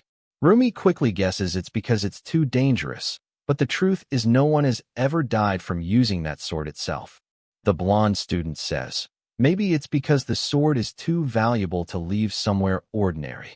Rin says that's partly true, but not the main reason. These swords have existed for decades, and you can even find them in markets and cities all over the world. They used to be used a lot, and that ended up causing many deaths. Gray realizes the reason is more complicated. If you don't use them right, you could pass out in the middle of a battle. And even if the sword doesn't kill you directly, the weakness it causes turns any beginner into easy prey for a smart enemy. Rin says that's exactly right, and that's why they only use them inside the academy as training tools, so students can get used to the process and eventually learn how to move safe amounts of their own vital force into normal swords, getting the benefits of the demonic sword without the danger. If they do well enough, they'll even be allowed to use it and practice on their own without a teacher there. They just have to make sure they don't overdo it or miss class because they passed out somewhere. With that, the lesson ends. Gray stays on the ground a little longer, thinking this is a lot like his own power. It's an amazing force, but useless if he can't control it. Even though he's improved, every time he uses it at full power, he still needs someone nearby to help him recover. That won't work long term, and it definitely won't work in the real world. He needs something he can use by himself. He has to grow stronger so he can handle the side effects. And in that moment, he realizes coming to the academy was absolutely the right choice. For a second, he even wonders if he could combine this vital force technique with his own power and starts asking himself how far he could go with something like that in his hands. Keeping that idea in mind, several days pass and next, Gray is training like crazy with the sword. He still hasn't managed to cut all the way through, but he's made a method where he uses it, then only needs about 3 minutes of rest before trying again. It's obvious he's starting to get the hang of it, and he thinks it might be time to try a normal sword. But the assistant watching him notices what he's about to do and stops him because Ariel herself said she wanted to be there. They're the moment he pulled it off. Gray assumes she's probably busy and says he shouldn't bother her, but he's surprised when the man explains that she cleared her whole schedule because she had a feeling he would master the sword that very day. The strange part is that Ariel doesn't come alone. She brings a hooded woman with her, supposedly there to heal him if something goes wrong. Without asking more questions, Gray decides to make one last attempt with the demonic sword before switching to a normal one. This time, focusing completely on copying the feeling of his vital force flowing through the weapon. It sounds very abstract, but the intense look on his face catches Ariel's attention. She watches closely as he pulls out a normal sword and focuses so hard that she can literally see blue energy vital force spreading from his heart, covering his body and eventually reaching his arm. But even though he's doing great, something goes wrong. Suddenly, his own body resists it and dark energy starts taking over his body, proving that the power inside him is the opposite of vital force. For a moment, it looks like it's going to reject it completely. Then something even stranger happens. The two start to mix, and it happens on its own. The voice behind the sealed door urges him to give it more to the point that it starts pulling in all his vital force against his will like a stronger version of the demonic sword. Except this time he can't let go at the right moment. Seeing what's happening, Ariel gives only one order. Do it. Without hesitating for even a second, the assistant tears off Gray's arm. It almost instantly turns to dust from the overload of dark energy. Strangely, Ariel had already expected something like this might happen because the hooded woman uses incredibly strong magic. Magic that not only stops the bleeding, but can even regrow lost limbs, restoring Gray's arm to normal. It starts with the bones, then the muscle, then the skin. Even Ariel looks deeply impressed when she sees it happen. The woman tells her she shouldn't be since Ariel was the one who discovered her power in the first place. Then she simply leaves. Hours pass, and then Gray wakes up confused. Luckily, Ariel is still beside him, and she asks if he remembers what happened. Gray explains that when he tried to use his vital force, the power in his arm went completely wild and started absorbing it like his life depended on it. After that, the assistant cut off his arm, so he freezes when he realizes he still has it. Honestly, he doesn't remember much beyond that, but Ariel says there isn't much else to remember. That's exactly what happened. Then she quiets him by giving him some fruit, so he can recover. And that's when Gray realizes she knew this would happen. She admits it's not the first time she's seen something like it. The same thing happened when Army tried to use vital force. That's why she chose to be there when Gray tried. Even without saying more, that's enough to grab his full attention. He can't believe the future Sword Saint can't use vital force. Wanting to know more, he asks what happened to Army when they found out she couldn't use it. And Ariel reveals that her arm blew apart into countless pieces. So, while they didn't have to cut it off themselves, the shock to her body was still severe. So bad that she's still afraid to use her vital force. And of course, that last part that gets Gray's attention because it means she can use it now. Ariel says yes, but it took a huge amount of time, effort, and planning. What they did was use a kind of contract magic to hold her power back. Then she trained using only life force. After that, they slowly loosened the contract until her power and life force could exist together. And in the end, she learned to use them separately. Gray gets excited, thinking the same method might work for him. But Ariel shuts that down right away. Normal contract magic could never suppress something as abnormal as his power. So, they need another solution. And no matter how much they think about it, none comes to mind. She does feel that if he trains hard enough, he might learn to draw out only his life force. Still, he'd have to do it very carefully, and even then, the risk is way too high. Gray insists he's ready to lose his arm as many times as it takes. They could always have an experienced healer there to help every time. But Ariel says he could also just give up and stop trying to use life force at all. His current power is already enough to get through second year. The problem is Gray wants more than that, so giving up on getting stronger isn't an option. As crazy as it sounds, Ariel agrees and promises to find a healer and an assistant to help whenever needed, while he focuses on improving his sense for drawing out life force. Of course, she warns him this training will be completely insane beyond anything they've done so far. Even so, she believes he can do it. A few days later, we move to the training field where a couple of first-year students are heading out for a well-earned break. Then, they spot Gray striking a steel stake again and again. At first, they can't believe it. Using life force for that long without passing out sounds impossible, but what shocks them most is that he's been doing it all morning. So, they try to tell themselves they must be mistaken, that there's no way he's been at it that long. But then, Gray throws out one more attack and finally collapses. Later, when he wakes up, he admits his self-taught method of swinging the sword until his body gives out isn't working nearly as well as he hoped. He still feels like separating life force from the rest is impossible. Just as he's about to give up, the image of the liquidator flashes through his mind, reminding him this isn't the time to doubt himself. He just has to keep trying until he can do it. So, in that moment, he makes another attempt. And for the first time ever, he cuts straight through the steel stake. But that's not even the strangest part. When he looks down at his hand, he realizes that from pure exhaustion, he grabbed a normal sword by mistake and still did what he thought was impossible. So, when the cut stake drops with a heavy thud, Gray is so stunned that he wonders if it was all just some kind of mistake. There's only one way to know for sure. So, he attacks again, then again, and again with the same result every time.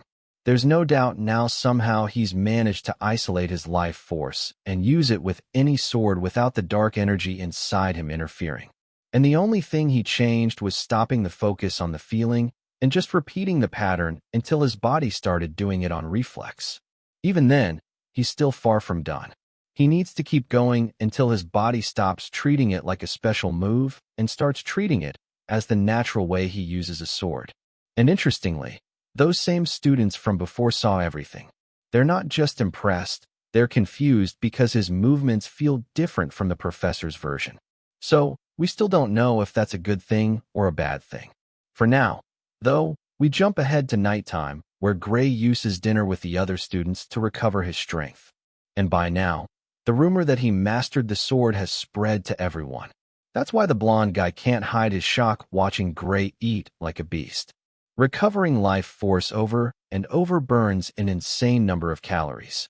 The fact that he can eat that much proves his training has reached a ridiculous level, and naturally that gets everyone's attention, though not for the same reasons.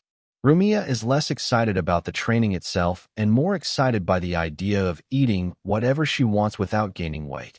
The conversation gets cut off though when Professor Ariel sends word that Gray must come to her office immediately. She's never done that before.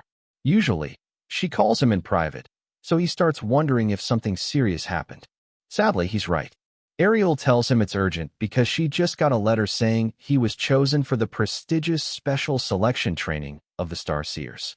The notice warns him to stay ready at all times because he may be thrown into real combat immediately. That last part sounds so strange that Gray asks if it's some kind of exaggeration, but Ariel says it's completely serious. This special program basically throws the best students into deadly situations with no support, forcing them to survive by strength alone. In the past, participants were teleported straight into criminal hideouts and weren't allowed to return until every enemy was dead. No reinforcements, no backup.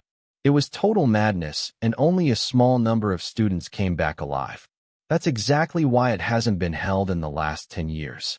So Ariel is shocked they brought that awful tradition back.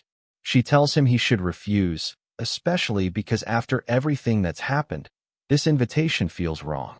Gray refuses to back down.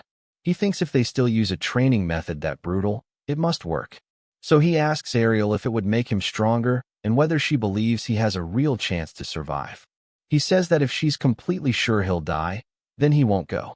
But if she thinks he can make it out alive, he will. And Ariel admits that in her judgment, he'll probably survive. Still, that doesn't change the fact that many people have died in it. The way she says it makes Gray realize she's thinking of one case in particular. So he asks what happened. Ariel explains that 400 years ago, 2 special divine eye candidates were chosen for that same training. Like Gray, they were incredibly gifted and seemed to have bright futures until they didn't. She knew them personally, which makes Gray quietly wonder how old she really is. Ariel goes on to say, she let them go. Sure, they'd be fine, but the result was worse than anyone imagined. One died, and his body was never found. The other came back alive, but lost an arm that was never fully healed. For a swordsman, that usually means the end of the road. But he kept going and became one of the most famous warriors of his time. The problem is that Ariel has never stopped wondering how far he could have gone with both arms. That's why she makes it clear she won't let that happen to Gray. She won't allow his talent to be reduced. Not even a little. Gray understands why she's afraid, but he can't help seeing it another way. What if that training is exactly what made that swordsman so strong? The thing is, Ariel already thought about that long ago. She only told him the story to talk him out of it. And her silence is so heavy that Gray can tell he's right. Even then, Ariel keeps trying and warns him that this training has killed countless students. Joining it, she says, is basically as risky as letting Bradley operate on him. The problem is that only makes Gray think of how absurdly strong Bella became after the surgery in the other timeline. So, if he has to take a small risk to reach that level, he'll do it. Of course, none of that matters if he dies. But before he can say he's made up his mind, they're interrupted by an assistant delivering a letter from Central Command, the top people who run the academy. They're so important that even Ariel, respected as she is, doesn't know most of their faces. To be honest, she's not even sure they're human. She asks Gray to stay while she reads it. And strangely enough, the letter is about him. It says they know she'll probably try to cancel his training and want to make a few things clear first. Apparently, there are 2 kinds of training. One raises people to a decent level of strength, and everyone survives. The other kills 8 out of every 10 students. But the 2 who live come back stronger than all 10 were before. Then, in a cold tone, they ask which kind she wants for Gray. But it's only a formality because they make it clear she has no power to refuse. The decision is already made. Gray will participate. And the interesting part is that the letter is signed with the name Professor Starseer, the same name as the training program itself. That means whoever is behind this probably brought the training back just so Gray would take part. What Ariel can't understand is how that person convinced Central Command to support something so insane and why they're going this far for Gray. In the end, the only way to avoid the training would be for him to leave the academy. Of course, he's not going to quit. Even so, Ariel still thinks he could have a bright future if he trained on his own. That fear runs so deep that she's stunned when Gray keeps insisting he won't back down.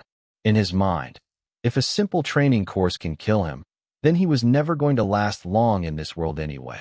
With nothing left to argue about, Ariel finally speaks more openly and admits that the ones who survive really do become major figures who leave their mark on history. She hid that part because she still hoped to talk him out of it. But now the only thing she wants is for him to come back alive. And Gray answers right away that's the plan. After that, the students chosen for this special test are Gray and Leon Hart. Leon is there too, the strongest second year, and Bard, a third year known as the worst in his class. The 4 are called into an empty room where a hooded woman explains that Starseer never meets students face to face. She'll be speaking for him, and she gets straight to it. Their mission is to raid a human trafficking base run by the Bloodbrinkers.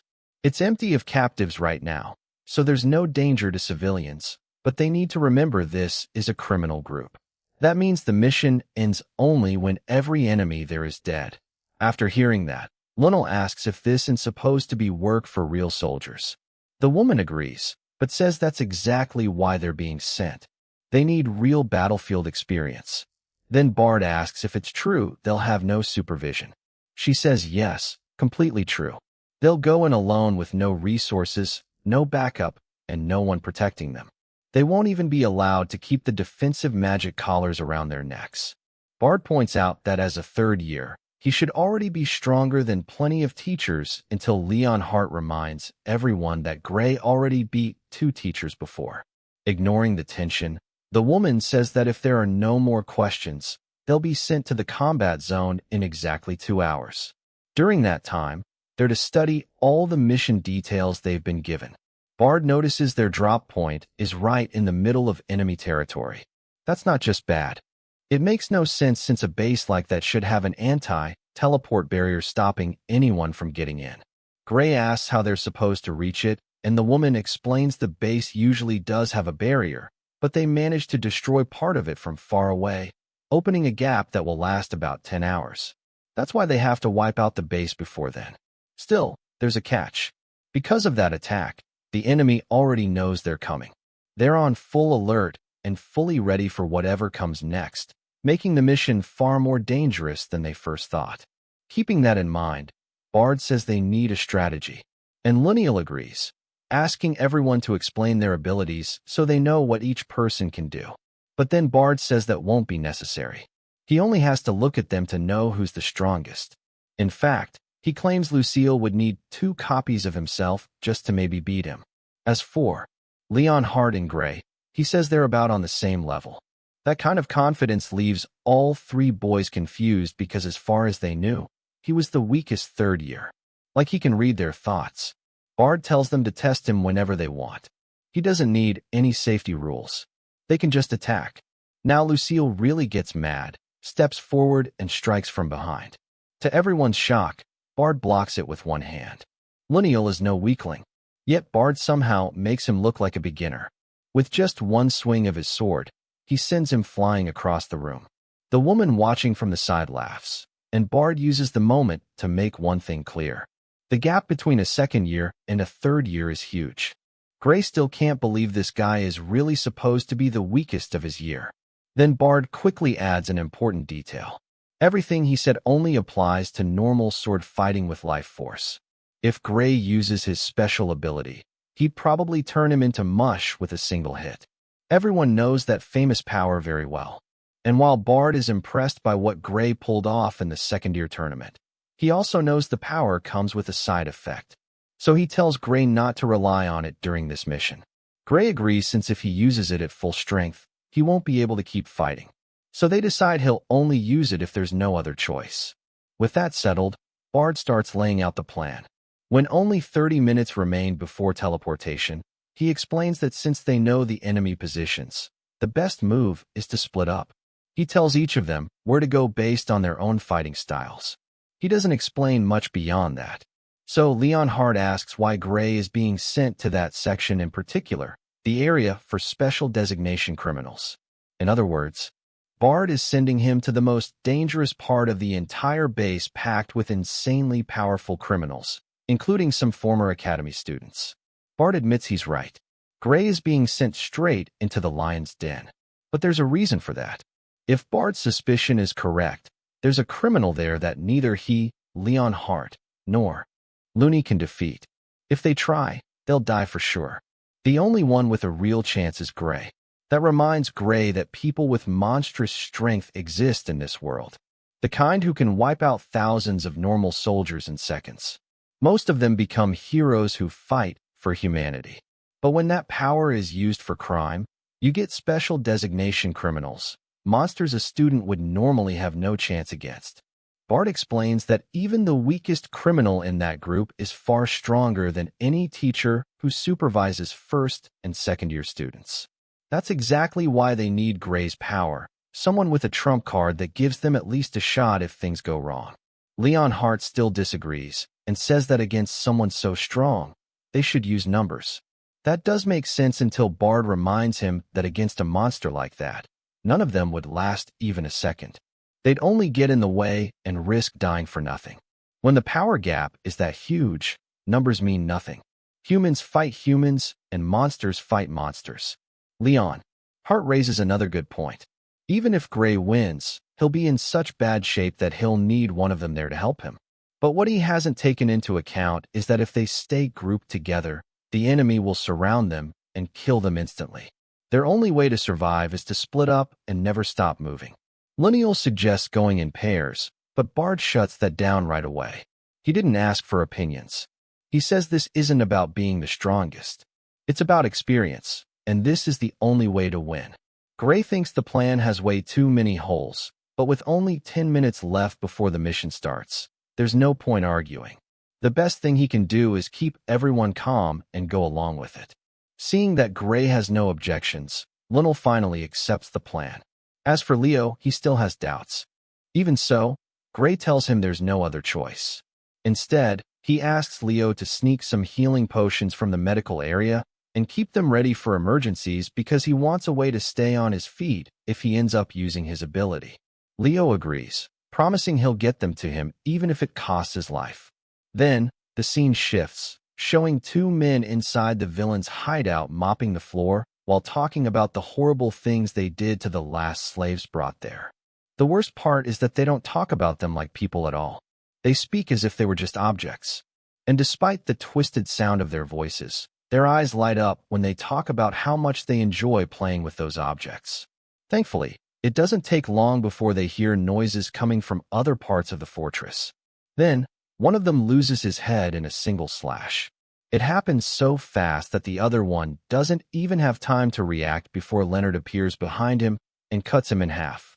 He clearly heard everything, and these men are just as vile as the rumors said. The upside is that he doesn't need to hold back at all when killing this trash since there are no civilians. Bard reminds them they have permission to wipe out anyone they find inside the building. Other than that, they just need to stick to the plan. Without another word, the operation begins, and the four of them split up. Gray charges straight down a hallway packed with enemies. They assume he came alone and threatened to kill him. But then one man steps in, insisting he'll handle Gray himself. What nobody expected was for Gray to cut him clean in half mid-sentence at such insane speed that the others don't even see it happen. Gray realizes these thugs are much weaker than he expected, and he starts wondering if it's some kind of trick to make him lower his guard. But as the minutes pass and the scum keep dropping like flies, he realizes they really do have a good chance to win. At the same time, the enemies notice the madman in the uniform and realize the threat is more serious than ever. So, one of the leaders orders his men to keep their distance because just like Bard warned, if they bunch up, they're more likely to all get killed. Then, one soldier tries to strike Gray from behind, but Gray jams a sword through his mouth, skewering him on the spot. That alone is enough to tell them they need a better plan. The problem is there are so many of them that a lot still think they can win if they all rush him at once. But even 10 against 1 with a mage helping them, they still can't land a single hit. Gray slips past every ether bullet with a few quick moves, and the attack is so basic that he keeps pushing forward through it. Gets close and slices the guy's chest open. Once again, he thinks they're way too weak to belong to such a famous criminal group, and part of him still believes they aren't fighting seriously. But the killing intent in their eyes says otherwise. They really do want him dead, and they move like people used to murder. Each of them has probably killed at least 10 people before, which makes it even stranger that they're this weak. A few minutes later, he's already taken out most of them, and when the next wave shows up, he finally understands his mistake. He was comparing them to academy students. Even the weakest first year could wipe out these idiots in no time. So Gray focuses on moving ahead as fast as he can. At this pace, he thinks he can do it. The only real danger is the special designation criminal who still hasn't appeared. Eventually, Gray kills everyone except the leader, a coward who immediately tries to bargain and says he has an offer. Gray isn't dumb enough to trust him, but he lets him talk in case he learns something useful. The man offers him a spot as one of the organization's elite enforcers. Since it's the first time Gray has heard of that, he asks for details, and the guy keeps talking. He says it's the best job in the Blue Drinkers because their only job is killing intruders. The normal members couldn't stop. It also comes with good pay, booze, women, whatever he wants. According to him, that's far better than anything the Academy can give. And Gray is already strong enough anyway, but Gray knows that's a lie. So he asks what happens if he refuses. Calmly, the man says Gray can kill him if he wants, but he wouldn't recommend it because then Gray will die, too. He warns him that the elite enforcer tied to this World Academy actually made it to third year, and even back then was stronger than most teachers. So his choice is simple, a life of luxury or certain death. Without hesitation, Gray says it's actually a very easy question. He chooses neither because he's going to kill this man and anyone else who gets in his way. With that, he cuts off the man's head and keeps moving. As he walks down the hall, Gray keeps that warning in mind. The special designation criminal is definitely somewhere in the hideout. The good part is that the man said he, not they, so at least Gray knows there's only one. That changes a lot because now it's obvious splitting up wasn't the best idea after all. If there had been lots of strong enemies, maybe. But since most of them are weak except for one, they would have been better off staying together. That's why he starts wondering if there's any way to regroup with the others. Then the scene cuts to Bard, who is questioning one of the criminals after cutting down everyone else in his area. He only wants one answer, the name of the special designation criminal in the hideout. The man says it's Meadow Bradley, the daughter of the teacher Gray killed some time ago. The criminal confirms there's no one else besides her. And once Bard has what he needs, he kills him immediately, thinking this is exactly what he expected. That's right. He already knew there was only one special criminal, and he split the team on purpose. Not because it was the most efficient plan, but because the worst mistake in a group fight is dragging around dead weight. He separated them so each person would handle one section alone without worrying about helping a fallen teammate. Bard never wanted to risk his life protecting Gray or anyone else. And if one of them died, he saw it as acceptable collateral. So no, he isn't a traitor. He's just a selfish bastard who only cares about himself. And right now, the only thing he wants is for the special criminal to appear in Gray's area. Unfortunately for him, that plan blows up in his face because at that exact moment, someone explodes the floor under him. He jumps back in time, and the one behind it is Middu, the exact person he wanted to avoid. Of course, She notices he doesn't seem very surprised to see her. That means everyone who knows she's here has to die. Bard quickly says he's already taken care of that. What he wants to know is why she's here when all the map intel said she should be in the opposite sector. Midu tells him the maps were right, but they didn't account for the fact that she already expected a surprise attack. So, she started moving around at random to ruin any enemy strategy. And the frustration on Bard's face proves it worked. She finds that hilarious. Bard does. Midu is a modified human created by Bradley himself, and she's said to be one of the strongest students in the magic course. So having him the weakest student in the Grima class face her feels like a cruel joke. Sadly, Midu can tell the same thing. He isn't that strong. So she decides to end the fight at once and fires a wave of pure dark energy that almost swallows him whole. That word almost matters because Bard stays calm and swings his sword, sending out a wave of life force that cancels the spell as if it were magic. That shocks Manu because she's never seen Grima at a level that works almost like real magic. Bard doesn't waste the opening and charges her trying to close the distance. But Manu still has more tricks. She pulls out some kind of potion, spreads it across the ground, and a dark magenta fog fills the whole room.